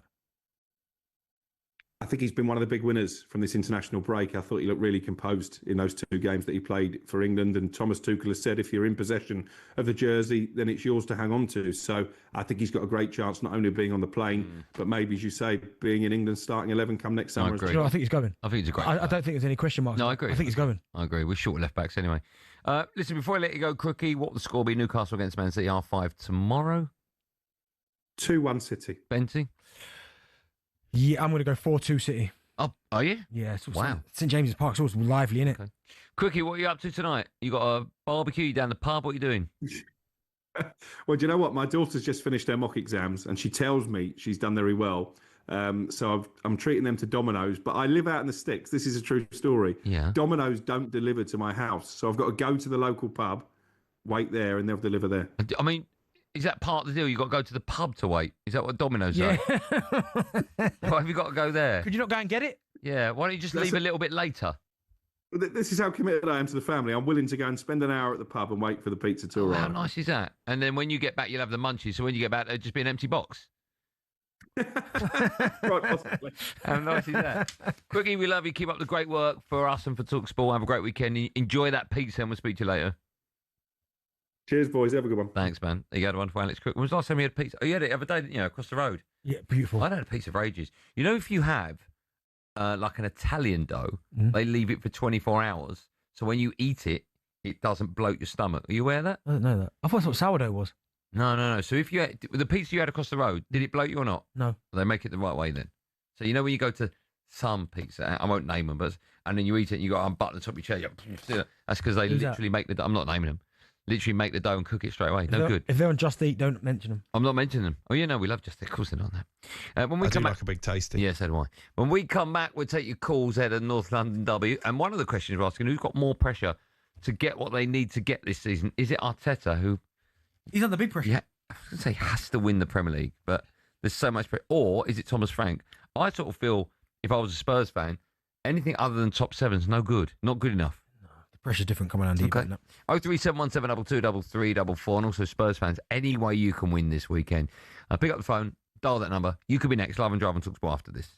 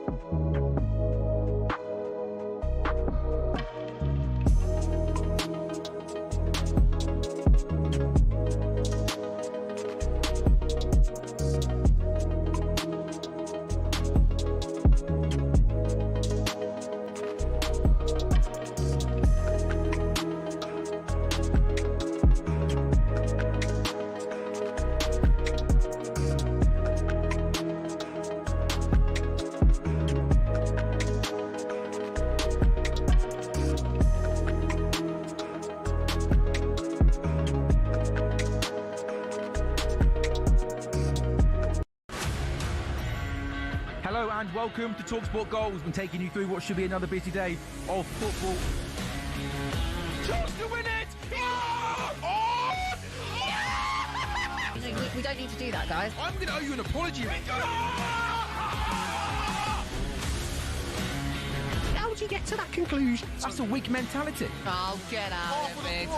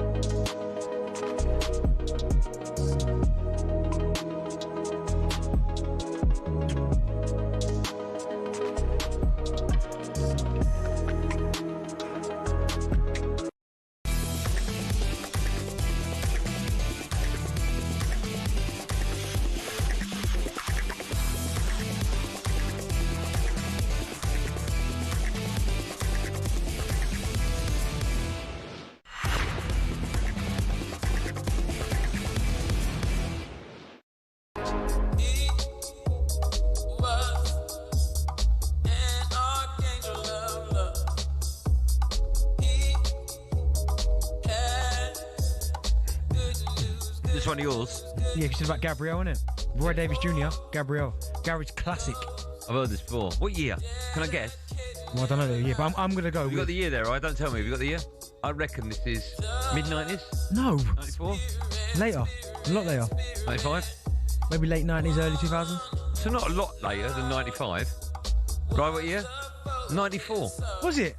Come on. Nah, that can't be right, that. I was raving to this tune. It ain't 94. No way. Yeah, told me, yeah. Java talkSPORT with me, Andy Goldstein Darren Bent, and Just Eat. The app for all your delivery needs still to come. We'll be joined in the studio by the one and only former England rugby star, Ugo Monye. Show me the Monye. What a guy. 97. Is that when he come out? I wasn't a bad guess, 94. 3 years out. Just quickly, England lead Australia by 49 runs following the first day of the Ashes first test in Perth. Monaco midfielder Paul Pogba is set to make his long-awaited return from a doping ban. It's this weekend. And Arsenal gaffer Mikel Arteta has been speaking to the media ahead of the North London derby. He said that Thomas Frank has made Tottenham a tough side to beat. Well, I think every game is very different, and in the same season as well, depending on the momentum of each team, the games are very, very different. I think Thomas has brought something very different to what they had before as well, and you just have to see his record and how remarkable job he did in his previous club, and he's given a very clear identity to the team, how they want to play, how they want to compete, and it will be very tough. Do you agree with that? I know football managers say that before. They never slag each other off the No, name. he's turned him into a good outfit. He's playing. I mean, are Spurs playing not an attractive brand of football? Because I know that a lot of Spurs fans are saying we're not playing the Tottenham way. What have you made of Thomas Frank's reign there? Because Tottenham's home record recently has been absolutely atrocious, isn't it? What is it? Just one home game won? I think it's something ridiculous. Yeah, it's not been great. Certainly when you said there, you look at them at home. I mean, for a club like Spurs, I mean, they're second bottom at home form. Terrible. One game, lost 3 at home. Yeah, nice. I agree. I think Thomas Frank's done what he did at Brentford. He's done a remarkable job. You can't hide that fact. I thought he was outstanding. Got the best out. I know, and he got the best out of what he had, and he had some really good players, and he turned them into really, really, really good players. But you go to Spurs, it's different pressure, different level of expectation. Brentford's wouldn't be about staying up because they're a better football club than that. But it would have been if you finish around mid-table, top half. Oh, what a season! Spurs now Europe. It's got to be Europe, nicking a cup. And it's funny. It used to be a good season. Now it's an awful one. Yes. Now you nick a cup, finish the top half of finish in European spots. Fantastic season. Yeah. So he's got pressure on him, but he's not got as much pressure as Arteta. Yeah. No way. Because Arteta's been there for You don't think he is? No, because Arteta's been there for now, 5-6 years? More. No, it's 5-6 years, ain't more. Well, no, you went 8th, 5th. Yeah. Second. That's 5. Yeah, which is what I said. Year. Yeah, which is what I said. 5-6 years, right? These are what we said. Yeah. So it's and he's been building, and then now it almost feels like with the money they've spent, the squad. For me, the squad's set now. I don't think you could bring anyone else in that. Of course, people could say Haaland. Realistically, anyone else you can bring in to go makes them better, more of an opportunity to win the league. So now, because they've been second, and Liverpool have now slipped a little bit, even though I don't think they've fallen off a cliff, there's more pressure on Arteta to deliver this season. There's a lot of pressure on you if Man City beat Newcastle tomorrow. Yeah, but you got to handle that. But that's been the problem. You have to handle that pressure because there's going to be times where Arsenal are playing first and Man City are playing second. And if you don't get That's right. You know, it happened the last Premier League weekend. Arsenal played Sunderland first 5:30, and it was like, okay, if they win that, it's a nice gap with Man City playing Liverpool. So you thought one of them would pressure. Man City dealt with it. Let's take one quick call. Freddie's an Arsenal fan. Hi, Freddie. Wow. Hi, mate. You all right? I'm good, Fred. How are you? Yeah, not bad, mate. Good. What would you like to say, pal? I mean, don't get me wrong. I do think that Arteta's obviously got a lot of pressure to win something this year, and I do think we win the league. I'll put my neck on the line and say that on radio. Like, I'm not going to be scared of saying it anymore. I think it's our best year. But with Spurs, it's like they go through managers like hot dinners at the end of the day. So I think Frank's going to feel more pressure on him because being Spurs manager, mate, it's like being on a bush tucker trial in I'm a Celebrity. It's like you're never safe. You don't know what's around the corner. You very much like. Sorry, what was that analogy? Bush tucker trial. Being a Spurs manager, what? It's like a bush tucker trial. Bush tucker trial. Go on, why? You never know what's going to happen, right? So I'm sure Frank knows how quickly Spurs go through managers. Like, and even that in the last 10 years, we've only had like a handful of like Emery, Wenger, and Arteta. But it's like he knows if he messes up or has like a couple of bad results, the fans are going to be on him. It happened with Angela last year. Obviously, I know they had their worst finish, but everyone was, bringing a positive brand of football and everything like that. But Spurs will always have that Spursiness about them. But you know what? Right? All jokes aside, Freddie, since Arteta's been at Arsenal, Spurs have been more successful. It's one trophy each. Yeah, I mean, one's FA Cup, one's Europe. What would you rather win? So I'd argue Europa League is basically the European FA Cup. Do you know what, Freddie? 1 second. I need answers. I need Andy to answer this. Hold on. No. Just give me a Europa League or FA Cup. Why do you Europa League? You love the FA Cup. That's all right. I do love it, but you've only won one European trophy in your history. No, but you said about Arteta. The history. No, I'm saying since Arteta's been there. Okay, put it like this: since Arteta's been there, Tottenham have equalled your European haul. Okay, yeah. That's quite damning. Yeah, but then look at league titles. Well, I'm just talking about since Arteta's been there. You've both won none. Okay. I know. I'm confused. You're either talking about Arteta's run or you're talking about the history because you're doing. No. You're going flip-flopping. No. So every sentence starts with since Arteta's been there. Okay. Because the guy, Freddie's point was Spurs changed their managers, and you haven't. Yeah. And so since Arteta came to Spurs, Spurs have been more successful and equalled your European trophy haul. That's what I'm saying. It was one trophy each. I know, but Arteta's done nothing. He's like Spurs changed their managers. Yeah, but they're more successful. How do you work? What's one trophy each? It's not, mate. So how is it not? Because it is one trophy each, but that's like saying if you won the Champions League and you won the conference, one trophy each. It's not the same. I mean, the gap's not that big between the but there is a gap. I think you get people saying FA Cup's better than. No, it's harder to win the Europa. If you took the carrot of the Champions League off the Europa League. Yeah, but it's not. You can't. Okay, well, either way, they've won one trophy each. But who's in a better place? That's completely Arsenal. That's okay, but who's had more success? Well, it's one trophy each. Yeah, but which is bigger? Well, I love the FA Cup, so I'm going to say. When we take your calls in just a moment, you can answer that question. Also, if you want to speak to us about anything we chatted to Crookie about, that includes Rob Edwards' first game in charge of Wolves or Newcastle's slow start to the season. Or Amex stuff. If you've got an Amex card you want to talk about, 03717223334. All of the above will take your calls in just a moment. And also in 30 minutes' time, Ugo Monyo will join us in the studio. We love Ugo. Before that, it's time for No Googling. We want to know who's Arsenal's top scorer in North London derbies. Oh, you won't get that. Don't cheat. Who's Arsenal's top scorer in North London derbies in the Premier League era? Don't cheat. Great question. Great question. Answer to that more coming up after this.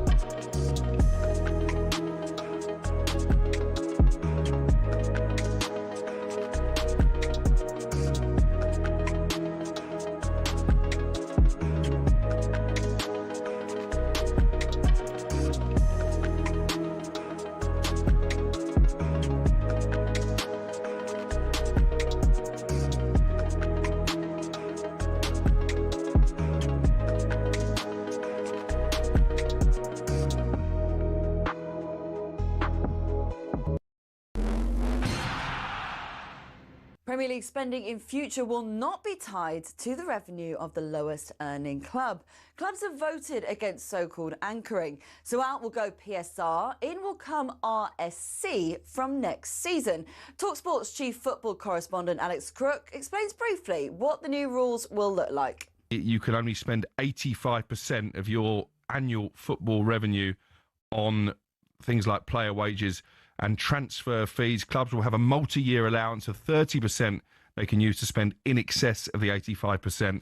Meanwhile, as club football returns from the international break, it's all eyes on one key return in the Midlands. Rob Edwards is back at Wolves after jumping ship from Middlesbrough. He says he just couldn't turn down the opportunity. This was something that I've wanted to do for a long time. And I didn't know if this job would ever come up again for me. The opportunity might never, ever come up for me to be able to be the head coach of this club. Cole Palmer will miss another 3 games for Chelsea after stubbing his toe. That includes tomorrow's lunchtime talkSPORT exclusive at Burnley. And somehow, the first Ashes test remains in England's hands. After being skittled for 172 in Perth, Ben Stokes took 5 wickets to put the Aussies at 123 for 9 at stumps on day 1. Head to the talkSPORT Cricket YouTube channel for today's Following On.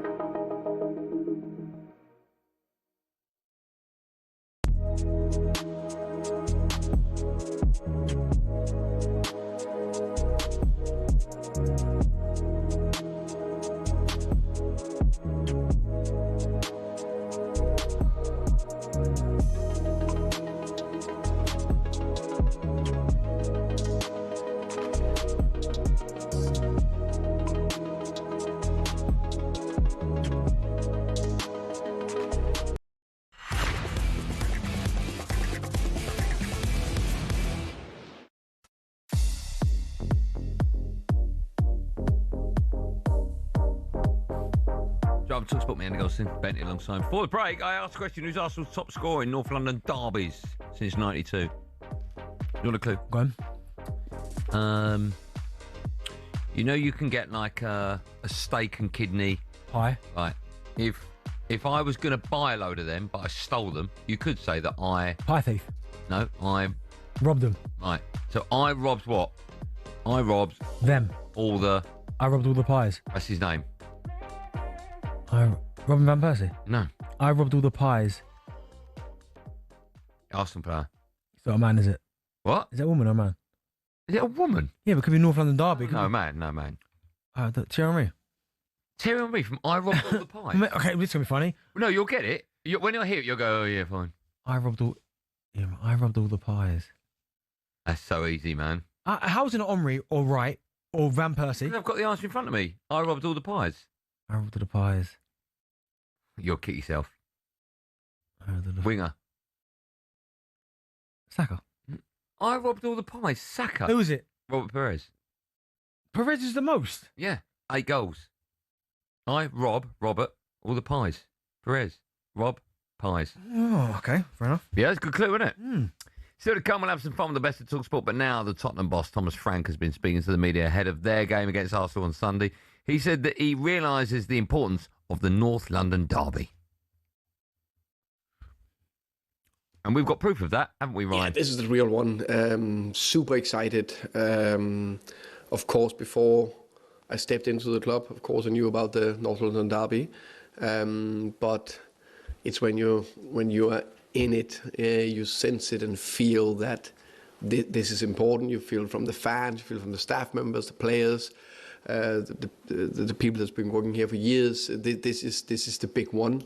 I always say the next one is the next game is the most important game, and we'll always have that. But I'm very, very, very aware there's 2 games in a year that's even more important, and this is the first of them. We'll take your calls on all of the above and which one of the North London managers is under more pressure. And also, if you want to speak about anything Crookie spoke about, that includes Rob Edwards, first game in charge of Wolves, and Newcastle's slow start to the season, 03717222344. You've got a bone to pick with... Not a bone, but obviously it was the top goal scorer for Arsenal. Joe, can you listen to this, please? Just before the break, I asked the question, who scored the most... No, you're wrong. I said, who's Arsenal's top scorer in North London derbies? Go on, what were you going to say? No, because what's called for both clubs, Adebayor was second with 10. And he did play for both. Yeah, but that's not Arsenal's, is it? We played for Arsenal as well. He's played... but he didn't score Arsenal's goals. He scored Spurs' goals as well. I'd like to know how many, because how many did he score in North London for Spurs against Arsenal? I don't have that information to hand, Darren. You can find out, have all your little buttons. Yeah, I thought I could find that out, you know. It's not going to be more than 8, is it? Well, I don't think he scored... He weren't at Tottenham for that long. He was at Arsenal for a while. Find it out, Darren. All right, while you're doing that, let's go to the phone lines. Martin is a gooner. Hello, Martin. How are you? Hi, Andy. Nice to speak to you. Likewise. Are you good? You well today? I'm very well, very well. Hi, Darren. How you doing? How you doing, boss? You all right? You sound like a lovely... Yeah. Can we play Guess Your Age, Martin? Of course you can. Okay. Just count to 5 for me so I can hear your voice. 1, 2, 3, 4, 5. I reckon Martin is 57. No, 39. Oh, Andy. 57. Mate, you were so close at 57. What? I'm 60. Should have stuck with age, shouldn't you I? Should have. You doubted yourself. No self-confidence. That's because you thought Man United, huh? Did you say I dirtied myself? Is that what you said? Doubted yourself. Oh, I was going to say. I thought you were watching in HD. You can see everything. No, I wasn't accusing you of having a dirty protest or... Right, I think I did both, actually. What would you like to say, Martin? Mate, well, firstly, I've got to pull you up, Andy, because Arsenal have won 2 European titles. Come on, Darren. Pull up, mate. What are they? Arsenal won the Intercity Fairs Cup, which then became the UEFA Cup. True. So it's a good trophy. And the European Cup Winners' Cup. Alan Smith. Bosh! Fairs Cup. You're going back to the fair... Is that a cup? It doesn't matter. It doesn't matter. You go back further to your first European Cup. Yeah, I do. Yeah, it's fair enough. So we've won 2 then. Yeah. So I think you said it was redundant. Well, I still think Spurs have won more European trophies than Arsenal. Is that right? Well, we've won 2, and they've won more. 2, haven't they? No, they've won more than 2. I think how many? Well, they've won 2 UEFA Cups and the Europa League, so that's at least 3, maybe more. I think they've won a Cup Winners' Cup as well somewhere. So 4, so double. Okay, well, fine. I wasn't arguing that. I was no, I know you weren't. I know you weren't. I just didn't want to lose that argument to you, Martin. But what would you like to say? No, you lost. No, I did. And the other thing is, I would say that even in the last 3 years, when we've won no trophies, we've been far more successful. And I'll tell you why. And this will go for you supporting Man United. Even the 2 years you won 2 FA Cups, every weekend, Tottenham fans wake up and they don't look forward to their next game because they're not sure what they're going to get. In fact, they probably expect to lose. Whereas in the last 3 years, every game I've looked forward to, at last, and it's been a while since I've had that feeling, my anticipation is we're going to win well, because we're good. Yeah, but over the course of a season, Arsenal have not had success. Well, what I would say, over the course of the season, I've had more good days than either Man United or Tottenham fans have had in that one day when they won a cup final. To be honest with you, I would take enjoying the year's football. I'd take a good year instead of a good Christmas day. Do you know what I mean? No, you wouldn't. Just a Well, I don't know, last year... Okay, it's but it's not nonsense. You know why I say it's not nonsense? Sorry, you can't have football fans phoning up and saying, "Oh, I love a day out," if they haven't won anything. No, my point is, what he's trying to say is he would rather the season Arsenal had rather than what Spurs had last season, which is one day. Both are rubbish. I don't think it's rubbish. You haven't won any. Honestly, Okay, if you don't win anything for Arsenal, it's a failure. I know, but my point is that what he was trying to say is that he would rather enjoy the 38 games where Arsenal were really good. Rather than, okay, well, you're talking about Spurs. Go to the theatre if you want to enjoy it. Okay, well, Spurs obviously didn't enjoy it because they sacked the manager. Yeah, but they won the Europa League. No, and he got sacked. So that tells you how good that was. Yeah, but cheers, mate. Thanks for coming. See you on your bike. All right, let me just look at Arsenal's European trophies over the last 20 years. There you go, I've done it. Couple. No, the last 20 years. You've not won a European trophy this century. We're going back again, are we? This century. Now we're going back again. Well, this century's not going back too far. Honestly, you love that. When you think, we just change the narrative. I've won as many European trophies as Arsenal this century. Yeah, but me. Yeah, people like Arsenal. People hate you. so regardless of what you think, do you know what I mean? That's the way you win an argument. Yeah. Yep, that's what I mean. So you know what? Part of me is embarrassed, and part of me is so proud. Because that's what you'd say, wouldn't you? Yeah. You come up swinging for the fences. Learning well you are. Should we go to Maze? Is that his name Maze? My eyes are so bad. Is it Maze? Mace. How are you, Mace? I'm all good. You? Yeah, I would guess you spell Mace with a C, M-A-C-E. Is that right? It is right. Yeah. We spell it with an S at this end. Anyway, how are you? How are you, Mace? Are you all right? You well? Yeah, I'm good. Yeah, you're going to guess my age? Yes, I am. Count to 5 for me. 1, 2, 3, 4, 5. 11. No, he's not. He's 42. No, 42. Macy's 34. Oh, I love you both. 48. So. Oh, DB, it's unlucky that. What did you say? 42. You sound young. You sound young, Mace. Oh, thanks, mate. You're missing one out. I mean, I'm clutching at straws here, but the Cup Winners' Cup that was a thing back in the day. Oh no, we said that. Alan Smith. Did you? Oh, I missed that one. 2 trophies you won. Yeah, we said that. Yeah. Okay. No, I was just thinking, it is a good debate about who's got more pressure. I would say I get why Arteta's under pressure, but it's the thing, because I was driving home earlier and like Ollie Murs about Man United, but I think more to if we're going to go history, most successful club in London, just look it up, just saying. Chelsea? But, no. It's Arsenal. If you look at all the trophies won. But anyway. This century, you haven't. Oh, my God, honestly, you. Hold on. A minute ago, you accused me of going backwards. Hey, 13 league titles. Oh, you're going backwards now, yeah? 14 FA Cups. Are you going couple of league titles. All right. Couple of league titles. Chuck them under, didn't you? Couple of league titles. I mean, that's a lot. More FA Cups than anyone. 14 FA Cups. What else? Couple of league titles. 17 Community Shields. And a partridge. Still to come on Drive. We'll hear how they've been passing time on the sports bar during the international break. I've never seen a koala bear in Obi. We'll also find out who's been enjoying a morning tipple. Sending a picture of you enjoying a pint of Guinness at 9:59 a.m. That's Cookie and Sam, that. Disgusting. We'll also continue to build up to return. Hurrah of the Premier League! It's only on national radio. Game day starts here. Can't wait. All that and loads more coming up on Drive. We've got an hour and 13 left. In 30 minutes, Hugo Monye will be with us for the last hour of our show. But when we come back, the best bits of talkSPORT ever in the best of talkSPORT.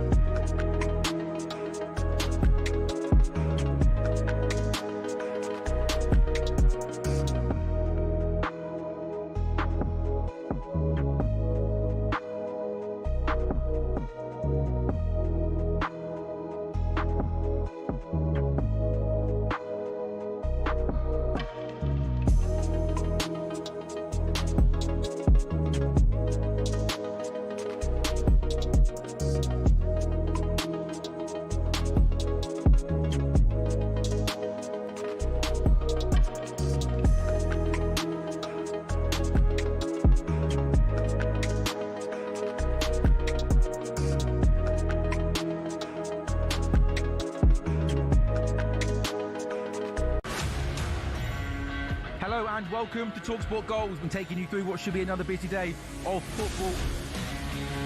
Chance to win it! We don't need to do that, guys. I'm going to owe you an apology. How would you get to that conclusion? That's a weak mentality. Oh, get out of it.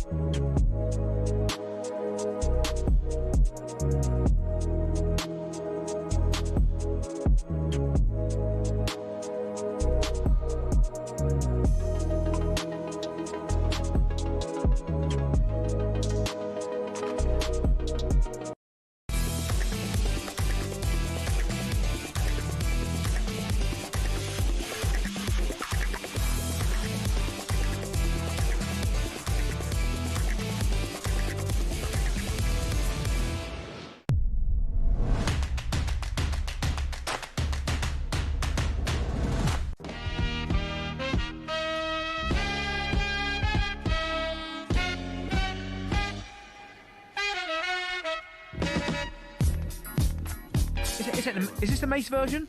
When Ryan is on our show on a Friday, we always have great music. Good work, Ryan. Keep it up, sunshine. Driver talkSPORT, me, Andy Goldstein Darren Bent, alongside our friends at Just Eat, tackle matchday snacks and the weekly shop in one go. Wherever you need, whenever you need it, delivered straight to your door. Still to come in a moment, we'll have some fun with the best of talkSPORT. Just quickly, how about this? Kick off 2026 with the ultimate trip to Las Vegas. talkSPORT and our friends at Virgin Atlantic are giving you the chance to win a trip for two. Start with exclusive access to the Virgin Atlantic Clubhouse at Heathrow, then fly for class comfort straight to Vegas once you land. Enjoy 4 nights at the Spa Villa. Cheer from the stands as the Las Vegas Raiders take on Kansas City. And we're throwing in $5,000 as well. Clear your calendar from the 2nd of Jan to the 7th next year. Here's how you can enter. 21 plus, UK excluding Northern Ireland. For a chance to win, text WIN to 83338. Text at £2 plus standard network rates. Bill payer's permission required. Or call 03434239761. Calls are charged at standard rate. All entries must be received by the 28th of November at 4 p.m. This is a network promotion. Run across talkSPORT, Virgin Radio UK and Talk. Full terms and conditions at talksport.com.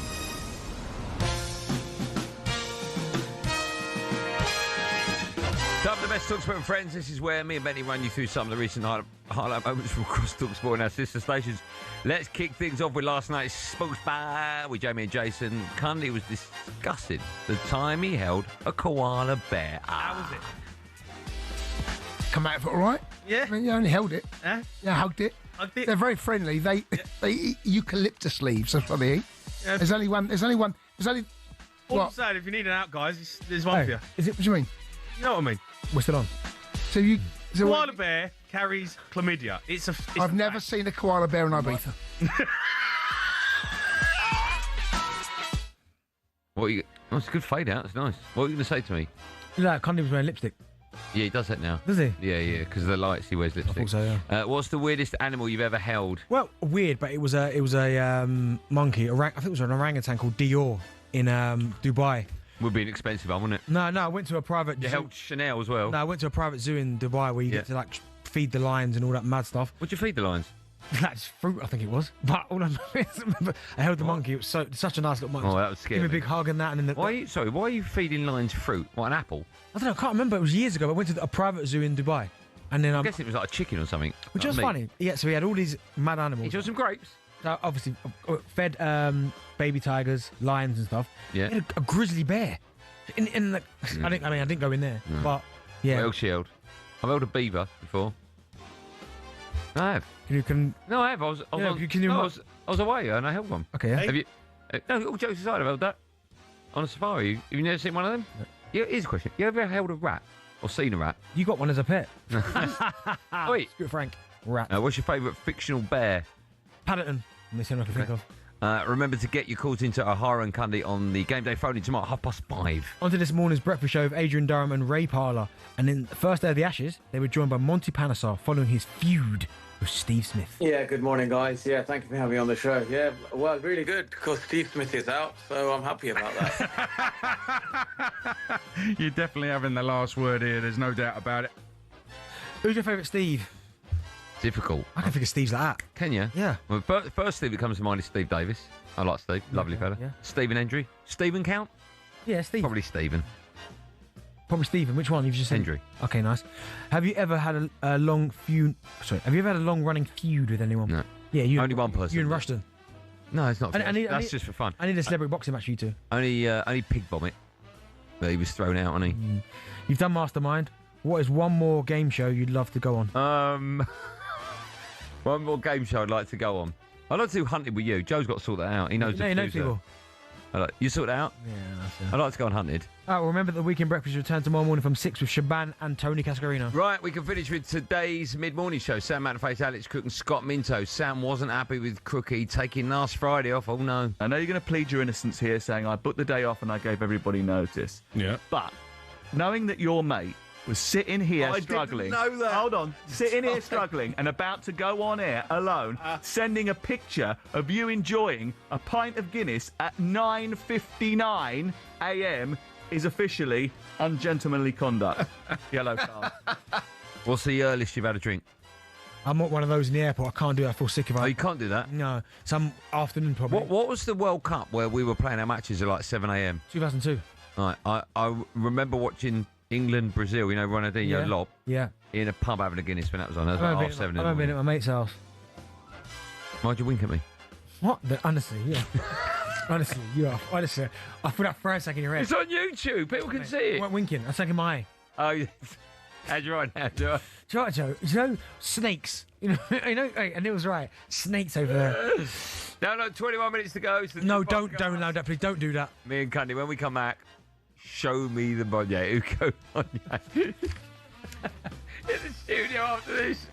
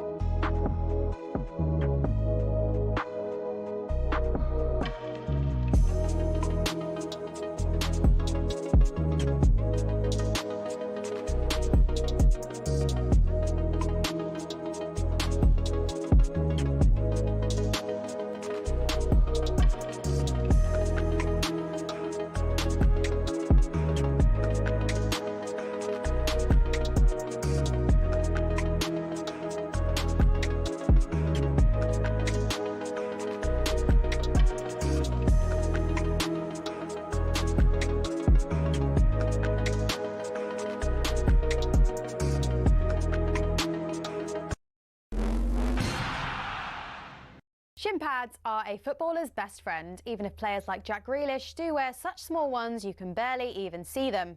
But what's the story with shin pads, and are there any rules on how big they should be? It all started with cricket, actually. Cricketers had been wearing shin pads since the 1700s. They'd been introduced not for leg protection, but instead to give batters a strategic advantage. The idea was that batters could put their leg pads in front of the wicket if they missed the ball, preventing them from being bowled out. Obviously, that all changed when the LBW rule came in, but that was the theory behind them. It was thanks to this guy that shin protection made its way over to football. Meet Samuel Widdowson. He was a cricketer and a footballer. He played for Nottingham Forest back in the late 1800s, and he wanted a way to protect his legs from nasty tackles. Apparently, he'd broken his leg in a match against Sheffield United in 1874 and wanted to stop it from happening again. Naturally, his mind drifted to his other favourite sport, where players had been wearing these pads. Story goes, Widdowson cut up his cricket pads, sewed them into his socks and popped them on before taking to the footy pitch. Ta-da! Shin pads. Like all great genius inventors, everyone took the mickey at first. To be fair, he probably looked quite stupid running around with these on. But it's thought his whole Nottingham Forest team then began wearing them from 1887, and the first known use of them in a match was in 1894, in a match between Newcastle and the then Woolwich Arsenal. Eventually, FIFA clocked on that this protection was pretty important for footballers. Multiple studies have shown wearing shin pads clearly reduces the risk of players getting lower leg injuries. And so in 1990, basically 100 years after Widdowson first put them on, shin pads were made compulsory. It became a part of Law 4 of IFAB. That's the body responsible for setting the laws of the game internationally. But the law doesn't actually specify anything about measurements of shin pads. It just says pads must be made of a suitable material and be of an appropriate size to provide reasonable protection. It's really vague, and players can get away with a lot. A lot of grassroots clubs are choosing to ban micro shin pads for obvious reasons, though, especially after a 15-year-old player from Penistone Church broke his leg while wearing them. Still no change from IFAB, though. That's why Grealish and co can still get away with these ones, which are no bigger than a credit card and which seem to offer little to no protection whatsoever.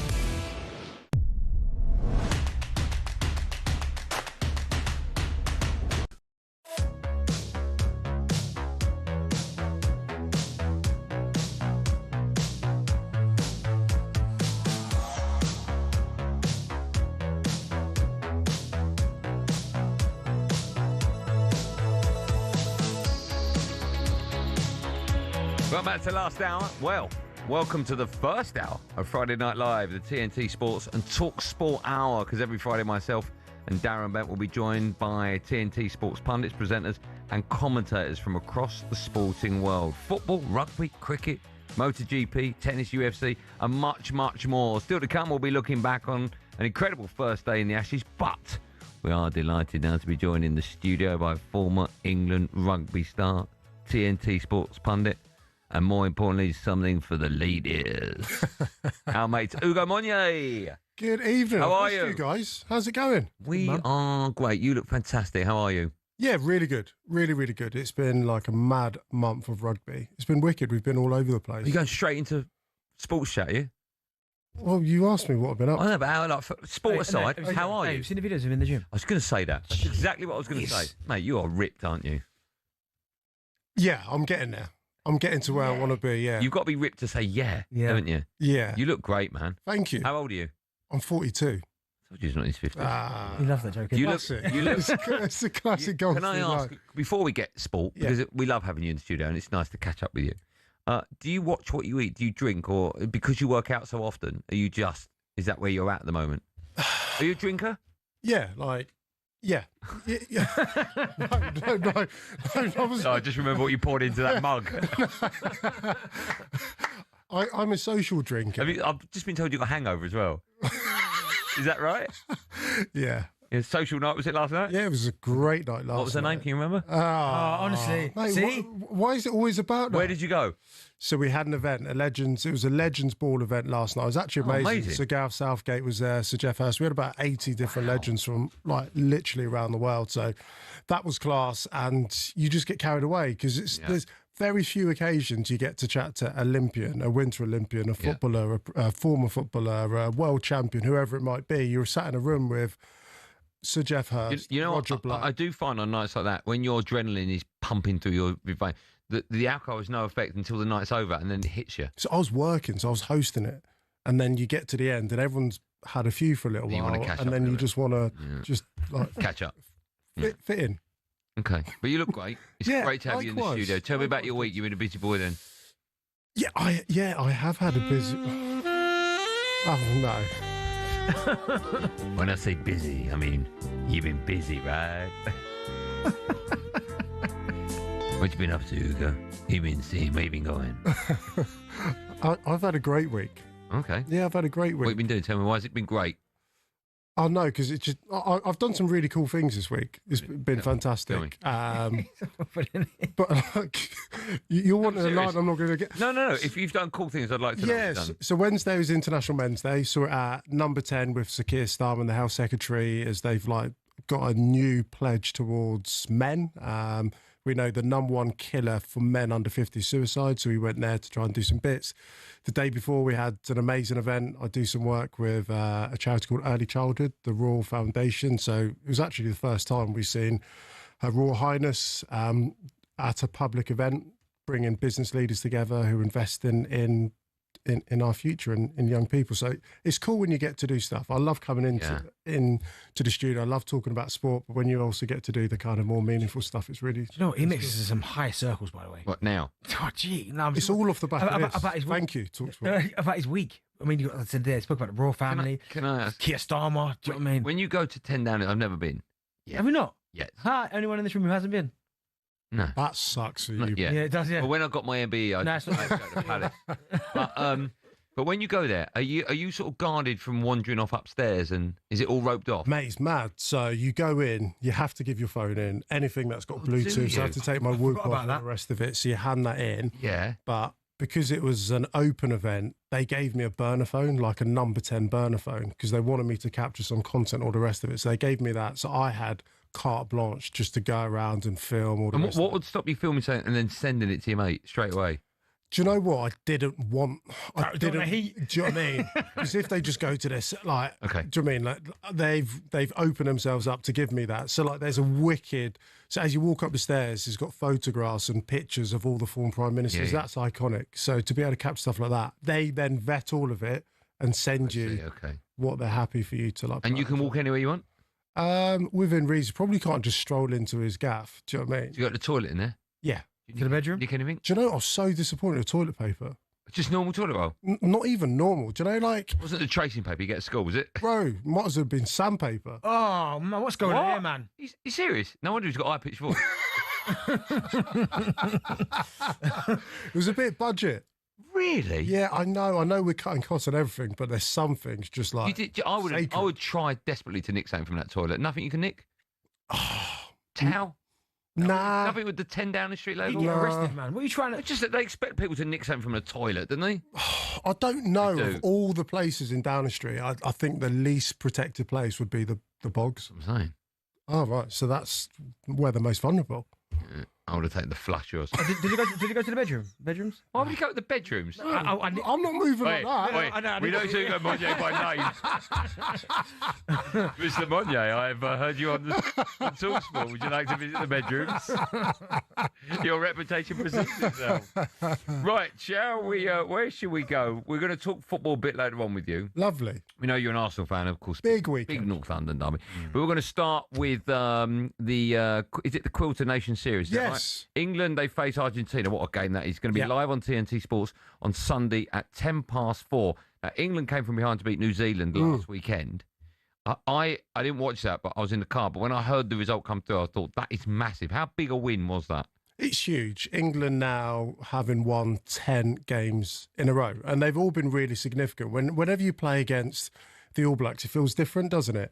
Like, not all wins are the same because there's a different emotion to it. You could feel it at the Allianz Stadium. The crowd was electric, the level of performance, which commands when you play against a team like the All Blacks, and they were in the top 3 of the world rankings. England now third in the world. They were fantastic, and I think it's not been one of those results whereby it's just a one-off. Everyone has seen it building, but sometimes in sport you need a result like that, a top-tier result like that, to validate and just to underline exactly where we are because of the prestige, because of the heritage, because it is the All Blacks.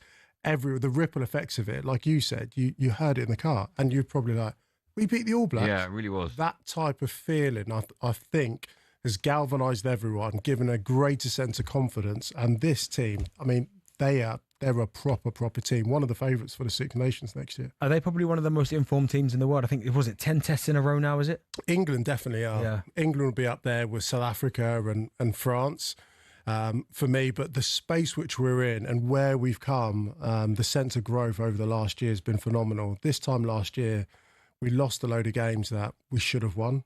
And now we're just... Is that 10 wins out of 10, right? 10 wins out of 10. Has that ever happened before? It must have done. It has. I think the record's 18. Okay. Wow. Which is, phenomenal. Could you see why, when you look at this squad, this group of players, yes. Can you see why we're doing so well? Is it obvious? Yeah, so in the summer we had a British and Irish Lions tour. That happens once every 4 years. The best from England, Ireland, Scotland, Wales, they go to Australia. England had 13 players on that tour, and we went and toured Argentina. Argentina at the time were the 5th best team in the world. So imagine going to the 5th best team in the world, put it into football talk, 5th best team in the world without 13 of your frontline players. We went there and beat them 2-0. So in terms of the trajectory, I think the summer, a result like Sunday or Saturday against the All Blacks doesn't happen without what happened in the summer. Okay. Because it's not just the quality that we've got, but it's the depth of talent, the densely congested period of talent that we have within English rugby now is absolutely phenomenal. And it's not just about, I know football's adopting some like rugby language. We're not looking at them as substitutes, we're looking at them as finishers. But rugby truly is a 23-man game, not just the starting 15, but the guys coming off the bench. I mean, we had 6 British and Irish Lions on the bench last week, which is, imagine having Jude Bellingham, Declan Rice, Harry Kane on the bench, dropping a couple of others, Bukayo Saka, and then Thomas Tuchel just going after 60, come on lads, go and win this game. That's what we're able to do at the moment, and we're doing it really well. Are we the best in the world at the moment? South Africa are the best team in the world. I'm going over to Dublin in the morning. Ireland play against South Africa. A bit of a grudge match. South Africa, the back-to-back world champions. They are the number 1 side in the world, but they've never, Rassie Rasmus, their head coach, has never beaten Ireland in Ireland. They've got a point to prove. They're still the best team in the world. They command that space. Have you got a question, Benny? Can I ask, why do you I'll ask you both this question. Yeah. Why do you think home advantage is so important? Is it just the crowd? Well, if you think about one intangible in sport, which I heavily relied upon and love, is emotion and passion. And the reality is, at home, it gets behind. We talk about certain teams, certain stadiums, whether it's Sunderland at the moment. How much are we talking about that crowd and what that does for the team? And if you've got a crowd that can motivate and drop in an extra sense of emotion into it, it only galvanises the team, puts pressure on the away team, also puts pressure on the ref and all the officials. So those 50-50s probably start going your way. And if sport is fueled by emotion and all of that emotion you're getting is positive emotion, you hope that it can work in your advantage. Same for you? No, but yeah, I think for me it's just familiar surroundings in terms of most of the time routine, knowing what you're doing, kind of your routine in terms of what you eat, where you'll go before the game, where you sit in the change room. All the familiarities for me made me feel more comfortable rather than you're travelling away from home. You're in not your own bed, you're in a hotel bed. The food might not be great. Do you know what I mean? Although I did it for such a long time, I never enjoyed night games away from home. Because it was that, the long periods throughout the day where you're sitting there. I was never a sleeper either. So you're in the hotel room all day, then you go for a walk, you're a little bit lethargic.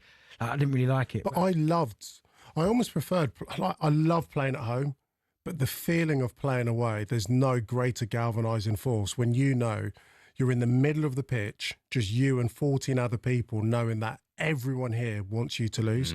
Like at home, you expect to be cheered. But for me, the emotion of being booed, like if you're being cheered away from home, it's because you're rubbish. If you're being booed, it's because you're a problem. The two noises you want to hear is silence. You're talking about by the home team when you're 100%. away, okay. Silence or booing. That, for me, is the metric for success. So when you're stood in the middle of the pitch and they're booing you, it's only because you're a problem. I love it. Yeah. Okay, good answer. We got you for the hour, right? Yeah. You got time to... Is your tea okay? Yeah, it's lovely. Yeah? Lukewarm. Okay. There's not too much of a head on it, is there?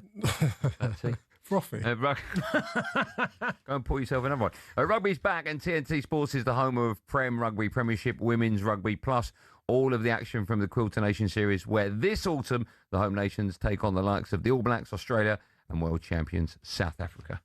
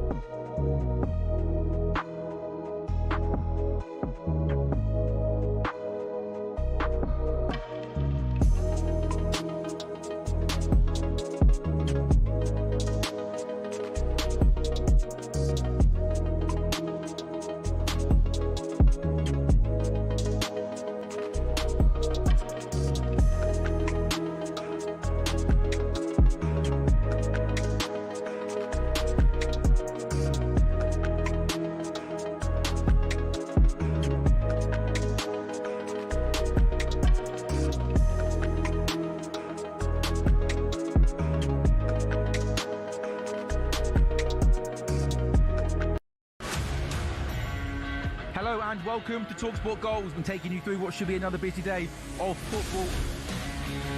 Chance to win it! We don't need to do that, guys. I'm going to owe you an apology.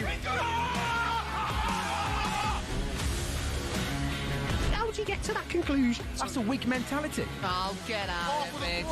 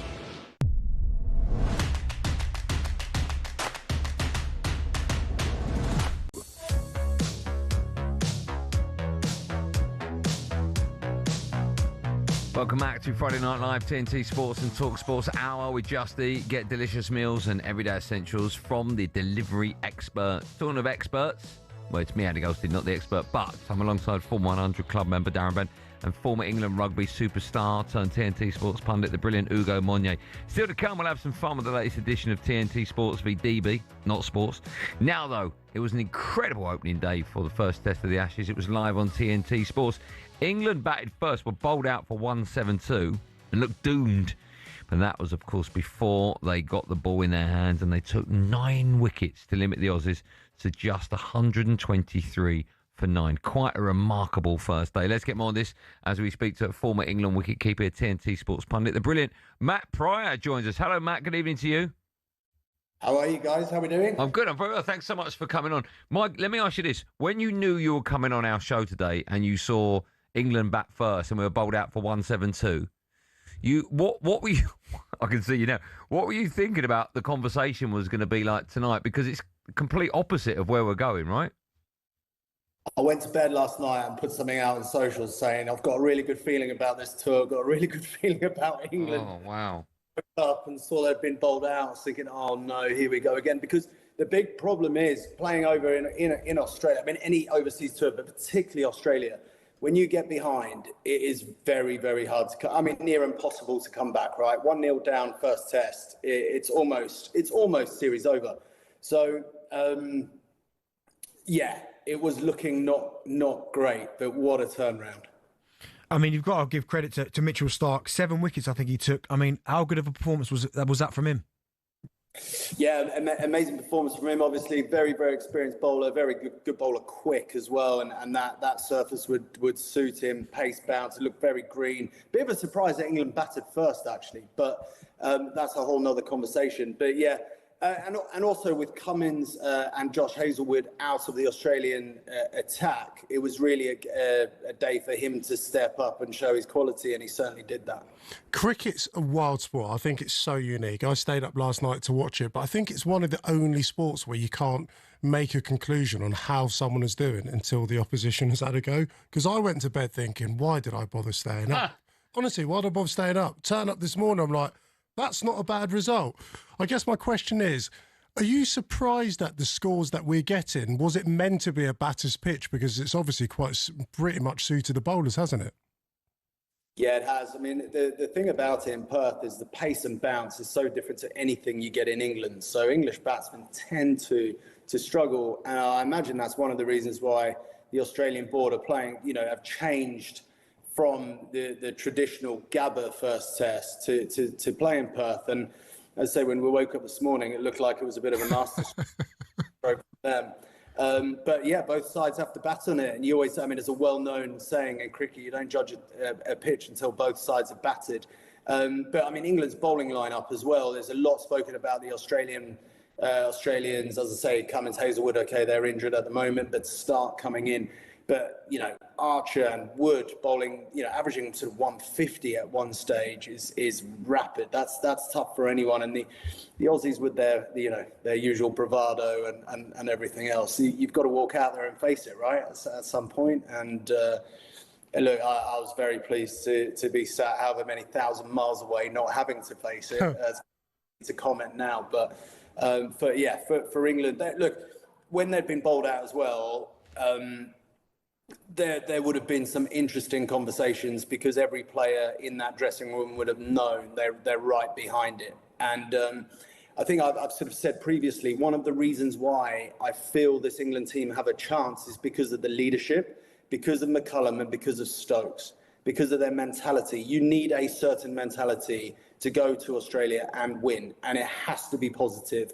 You have to almost look adversity in the face, stare it down and be able to laugh at it. And that was sort of the mentality. You could see the England team back out. It was like, we're not dead yet. We're going to come in, we're going to bowl these utter rockets, and we're going to give you guys a real tough time. And that's what they did. So, game on. Matt, you sort of alluded to the fact that when you saw how poor England were in the first innings, you thought that was the end of the whole series. We're going to lose maybe 5-0. Now that we might win the first, I know there's still a long way to go, but if we were to win the first test, do you still think we'd lose 4-1 then? It's in the bag. If we 1-0, done. It's over. No, the importance of the first test, I just cannot sort of underestimate, or no one can underestimate. And of course, the series is not won if England win the first test, but it is a massive, massive hit and dent to the Australians, because getting that first blow in is mega. I think if England go 1-0 up, there's still a hell of a lot of work to do for them to win the series. But if you go 1-0 down, it's almost like that is serious. It's so hard to come back. So your first test match, and certainly the team that I played in 2010 and 11 that were able to get a win over there, our big thing was just let's not leave the first test 1-0 down. Even if it's a draw, that's okay. That's almost like a win for us. So, look, it's not going to be a draw. Both sides batted nearly on day one. We're certainly not a draw. It's going to be a win or a loss, and hopefully England in the second inning, get that last wicket early tomorrow morning, and then get about their batting. And the great thing about this England team is they've got so much talent in the batting lineup, and we got world number 1 and number 2 Test batsmen in our lineup, and that's not even including the Ben Ducketts and the Ben Stokes and these guys that can come out and change a game single-handedly. You only need 1 or 2 of them to have a bit of a day out, and we'll be well ahead of the game. Look, I'm super positive about it. Always going to be, and hopefully England can have it. Hopefully, when we wake up tomorrow morning, mind you, I might have to stay up actually and watch tonight. Hopefully, when we wake up tomorrow morning, it's England a long way ahead. Yeah, let me remind everyone, of course, day 2 begins on TNT Sports tomorrow in the early hours. Matt, thanks so much for coming on. Enjoy it, and we'll speak to you when it's 5-0 to England, right? Absolutely, I'll be there. Don't worry about that. So will we. Always a pleasure. Thanks, pal. Cheers, buddy. Are you setting you alarm for that one, Hugo? Yeah, I'll be up. You'll be doing that? They're doing a great job. Ali Eakin on comms, Becky Eyes presenting. Loving it. Great commentary. Right, still to come, we'll be bringing the latest edition of DBB TNT Bracket Sports, but first it's time for No Googling Part 3. And since his Premier League debut for Chelsea, Cole Palmer has registered 57 goal involvements. Only Mohamed Salah and Haaland have more. We want to know who's the next highest English player on that list. Know it.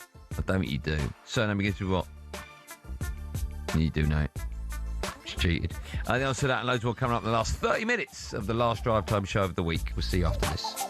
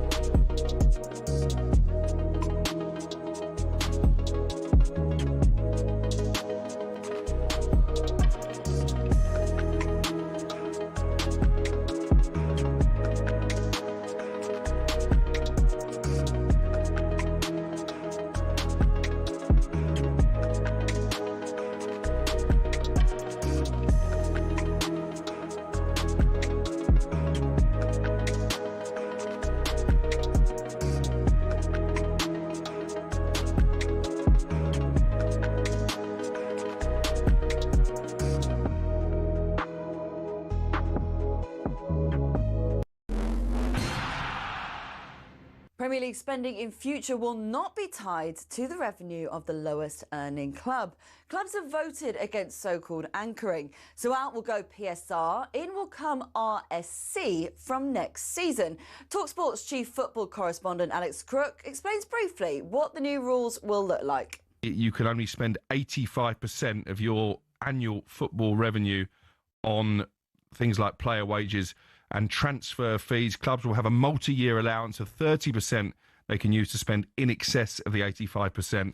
Meanwhile, as club football returns from the international break, it's all eyes on one key return in the Midlands. Rob Edwards is back at Wolves after jumping ship from Middlesbrough.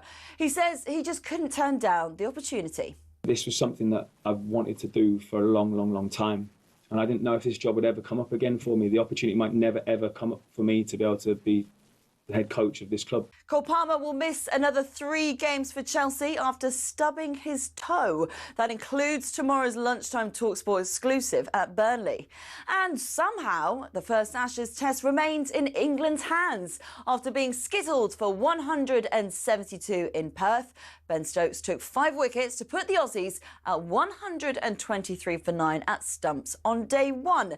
Head to the talkSPORT Cricket YouTube channel for today's Following On.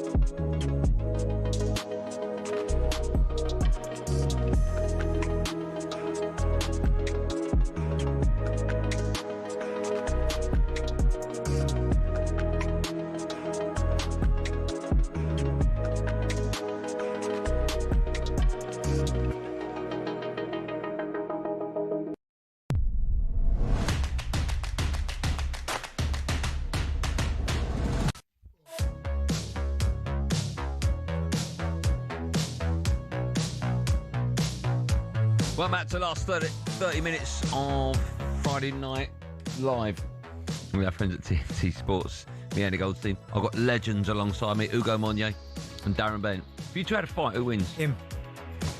Have you ever had a fight? I'm not a fighter. I know you're a lover. Ah. Have you ever had a fight with boxing gloves in a ring? Not with boxing gloves, no. Who did you have a little wrestle with? Aspinall. Oh, Aspinall, yeah. So you see that? No way. I ain't Oh, yeah, I saw that. Yeah. Oh, you did well, by the way. You stood your ground for long enough. Yeah. You took him down, didn't you? No. Yeah, I took him down. No, legit, I did. Yeah, you did. I flipped him on his back. He took you down. No, I flipped on his back, and then he shorted me. But like I said, if he wanted to take my life, it was his. Like that. Yeah. Before the break, ask the question, who's the next highest English player on the list of other things that Can I mentioned? guess? I mean, if you want to act and pretend you don't know after Betty's told you, you can. Who do you think he could be? Is it Ollie Watkins? Wow. How many goal involvements? Get this right. Is it 47? He told you that as well? No. He's It's you're 55. Right, following us at 7, Ollie Klink, host Thank Football. It's Friday. He's got the wonderful Rory Jennings alongside him. But now let's turn our attention to the Women's FA Cup, because the second round gets underway tonight with Wolves taking on Stoke at 7:30. It's live on TNT Sports 1. Let's get more on this now as we're joined by former Lioness and TNT Sports pundit Anita Asante joins us. Hello, Anita. How are you? Hello, good evening. Are you good? Are you well? I'm very well, thank you. Good. Just trying to stay warm. Oh, turn the heating on.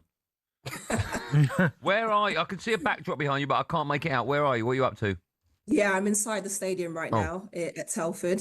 Okay. Yeah, just getting ready ahead of the kickoff. Well, listen, let's talk about that one because it's going to be the first second round match to be broadcast live in the competition's history. A huge moment, a great thing for the women's game, isn't it?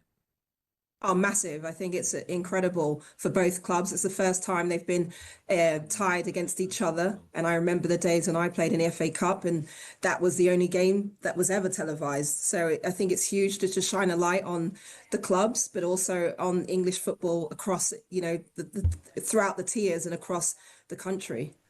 I've always wondered, so in the women's game and certainly the FA Cup, is it a little bit similar to the men's game? We always talk about the magic of the FA Cup. Is it similar? Can anyone beat anyone, or is there real levels in terms of the women's game?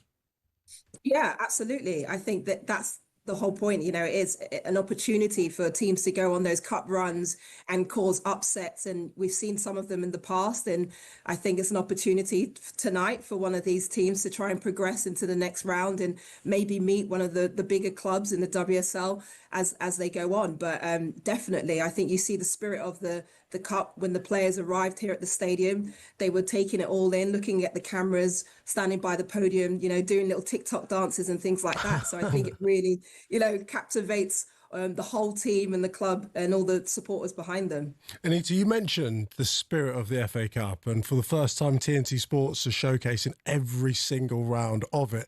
How has that been taken in by the supporters, by the fans, and by some of the lesser clubs that maybe are not given that televised opportunity once before? Yeah, it's really special. And I think for these clubs, especially in tier 3 and even lower, that, it gives them the added incentive and motivation to want to be part of this competition and want to be showcased on television as well. And a number of the players have already spoken about their friends and families tuning in across the country, just for this game, to watch them play and to get behind them. So I think it's about making sure as many people have the opportunity to actually watch their teams play as well in these competitions. Let's talk about Wolves. They're just a point off top in the National League Northern Premier Division, while Stoke are down to 8th. Are the home side strong favourites tonight, Anita?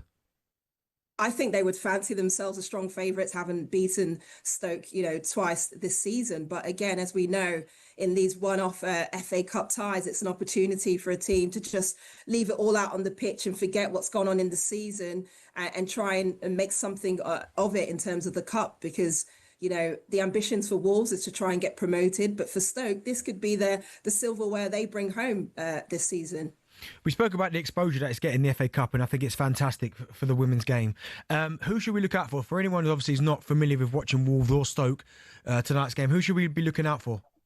Yeah, I think Amber Hughes is a huge player for Wolves in particular. She scored a number of goals for the club. I haven't seen actually the squad list at the moment, so I'm not sure if she's in the lineup and available. But she's definitely one to watch out for. Moffat as well, really a leader, a defender in Wolves as well. But yeah, I think they've got a number of youngsters as well for Stoke City that in the front line that I think could cause a lot of problems for Wolves if they're not astute to the task. Anita, you made a comment just a little while ago, and it made me just reflect on it. Like Benty, for Anita, myself, we've been fortunate to have our careers covered by television cameras in front of big stadiums. But for so many of the players who are playing across the FA Cup, this will be the first time their mums, their dads, their brothers, sisters, whoever it is, that they get to showcase their talent and have something which they could be so proud about. I think that's such an important core element of it, and I'm sure that brings an even greater sparkle to your broadcasting and that level of responsibility that you have as well. Absolutely. For me, it's an absolute privilege to be able to be here and to be part of this moment that is, a historic moment for their club as well, to be showcased on live broadcast television to millions of people across the country. I mean, it doesn't get more special than that. And I'm sure they'll want to have many more moments just like this one. Listen, thanks for joining us on what is obviously an historic night. Who do you think will win? What will the score be? Who goes through, Anita? put me on the spot there. You know, I think if I'm going off of Wolves' consistent season, I'd probably put my money on Wolves. I'm going to go for 2-1 Wolves, but I think it'll be a really tight contest. Yeah, okay. In case you're asked that question in the future, just say you think football will be the winner. Okay? sorry to put you on the spot. Listen, keep up the great work. Have a great evening as well. Thanks so much for coming on, Anita. Yeah, thank you. You're welcome. Good work. Well, what a great moment that is for the women's game. So cool. Fantastic. Just funny though as well. You tried to phrase he's safe in that bracket. You know when you spoke about I didn't like that. Me, you, and Anita playing in front of big crowds. No, you can see your career on the telly. He tried to point at himself. Nah, of course. You don't see that year of soccer, Graham. Sorry. Right. I'm Paul. Disgusting you are. Paul, but she said millions of viewers up. Oh, fine. Okay. We got millions tonight. Oh, of course. All right. And in fact, while we're joined, well, it's funny you should say that because we are joined by a massive Arsenal fan, Hugo Monnier, in the studio. And with a big game of football around the corner, it's only right that we get your thoughts on Tinder. No, sorry, on the North London derby. All right? We'll do that afterwards. How is Tinder, by the way? Is it all right? Are you worried about swiping right? No, you worried about this game. Are you worried about this game on Sunday? Because every Arsenal fan I speak to is so confident. It's a little bit embarrassing. I'd have loved the game before the international break. Okay, that's interesting. Because since then we've lost Gabriel, who's our set piece king. Like he is massive for us. He's absolutely huge. I mean, we've got strength and depth, but there still are pivotal players in certain positions that you just want. You look at the spine of the team, you want Gabriel there, you want Raya to be fit, you want Declan Rice to be fit, you want Bukayo Saka to be fit. Now we've taken out one of those cogs. Mosquera will come in and do his thing. He's not as adept of set piece, and that's proven just by the evidence. Don't you think that's strange? That I mean, he is a big loss. Yes. But you rely so heavily on set pieces. Yeah. Is that a worry or not? I mean, it's very rare. I can't remember another football team that go into a game with a centre-half missing, and the reason you're worried about him not being on the pitch isn't for his defensive duties, it's because what he's like attacking for you when you have a set piece. What I'm so excited about, and there's been so much conversation about the set piece, we have had a heavy reliance over it this season so far. But what happens when we get into gear with our front five? Then it's over. Yeah. Do you know what I mean? Like when so arrogant, horrible. No, but it's just the reality of the situation. When Odegaard's back, when Madueke's back, does Odegaard start when he's back? Serious question. Yeah, probably. Yeah, I think so. Who'd you take out? Eze goes on the left. Take Martinelli out. No, Martinelli's not been playing. Trossard comes out. Don't argue with me. Argue with me. No, you're right. Trossard's a madman. Yeah. Like his goal contributions in big moments is elite. Okay. Absolutely elite. So I was more confident before, but I'm still confident going into it. Like we had a blip, and actually, to be honest, I was glad we conceded against Sunderland because the pressure going into the North London derby. You weren't glad. And you didn't cheer. No, genuine, because I'd much prefer. You weren't glad. I was. Please tell me we conceded. Amazing. No, because the context is we keep and have a clean sheet. We go into North London derby wanting to win, and all the conversation is if Tottenham score, they'll have a bank holiday. It's like, oh no, we just don't need that external pressure. Take the pressure off. How much pressure could be added to the game Man City played before their away at Newcastle? Relevant. Stay in your lane when you're in this. How arrogant you are. No, but like the same way City have stayed in their lane. They've kept but it does have pressure. It does have pressure. I don't think a point when you go into that North London derby. So we come off the back of their game. I don't think anyone's got the telly on in the dressing room going, oh, what's City doing? Like, what do you mean come off the back of it? Well, they play before. Oh, no, they're Saturday half-5. They're Saturday half-5. Yeah. Won't matter. Because you can only control your destiny because of your actions. You've got no ability to be able to affect what Man City do unless you play them. So Man City go and win, and then all we've got to do is just go and win. And if we do win, we go back top. Hope you lose.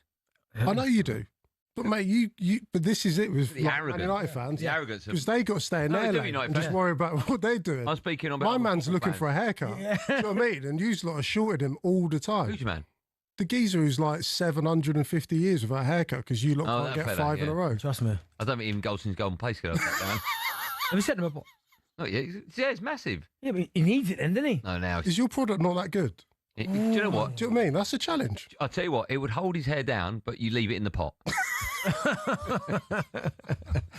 Remember, TNT Sports is the only place to watch every big competition with over 700 matches broadcast live, including UEFA Champions, Europa and Conference League, the Premier League, and the Men and Women's FA Cup. And don't forget, of course, TNT Sports is the only place you can watch Burnley v Chelsea. It's tomorrow at 12:30 as the Premier League returns with talkSPORT, the only place you can hear it. When we come back, we'll have some fun with DB, the TNT brackets sports.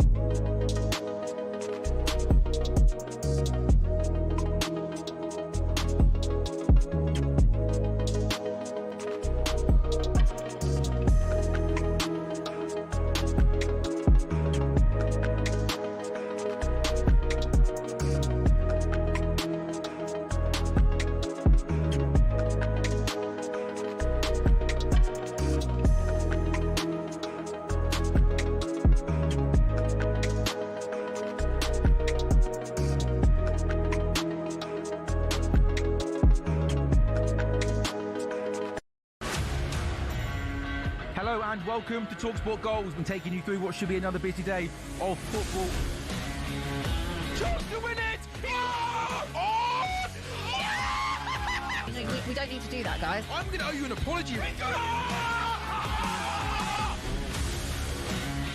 How would you get to that conclusion? That's a weak mentality. Oh, get out of it.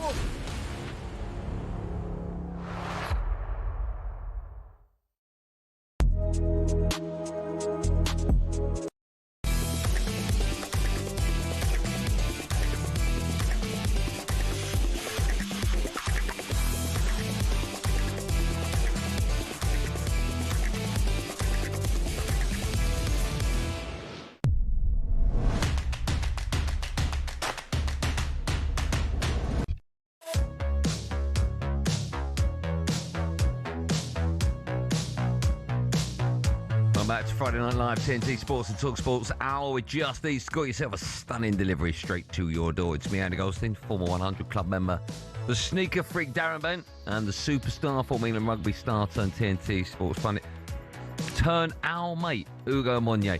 Following us at 7, Ollie Klink hosts Thank Football. It's Friday tonight. He's got Roy Jennings alongside him. Meanwhile, over on talkSPORT 2, you can hear live commentary of Preston against Blackburn in the Championship. Mark Wilson has team news for that one and can join us now. Mark, good evening to you. Good evening, boys. Huge Lancashire derby in prospect here. Preston unbeaten in 4-0 win will put them in the top 2 tonight. They make 3 changes from last time out. Armstrong, Lewis and Frockyard drop out as Dobbin, Devine and Small come in. For Blackburn, they've won 3 of their last 4. They've not lost here at Deepdale in 6 years. They also make 3 changes. Henriksen, Deneve and Gardner-Hickman drop out. George Pratt makes his debut. Sondra Tronstadt and Christy Montgomery come in. Former Wolves keeper Matt Murray alongside us. We're underway from 7 all the build-up. Live at Deepdale, live and exclusive on talkSPORT 2 as Preston take on Blackburn.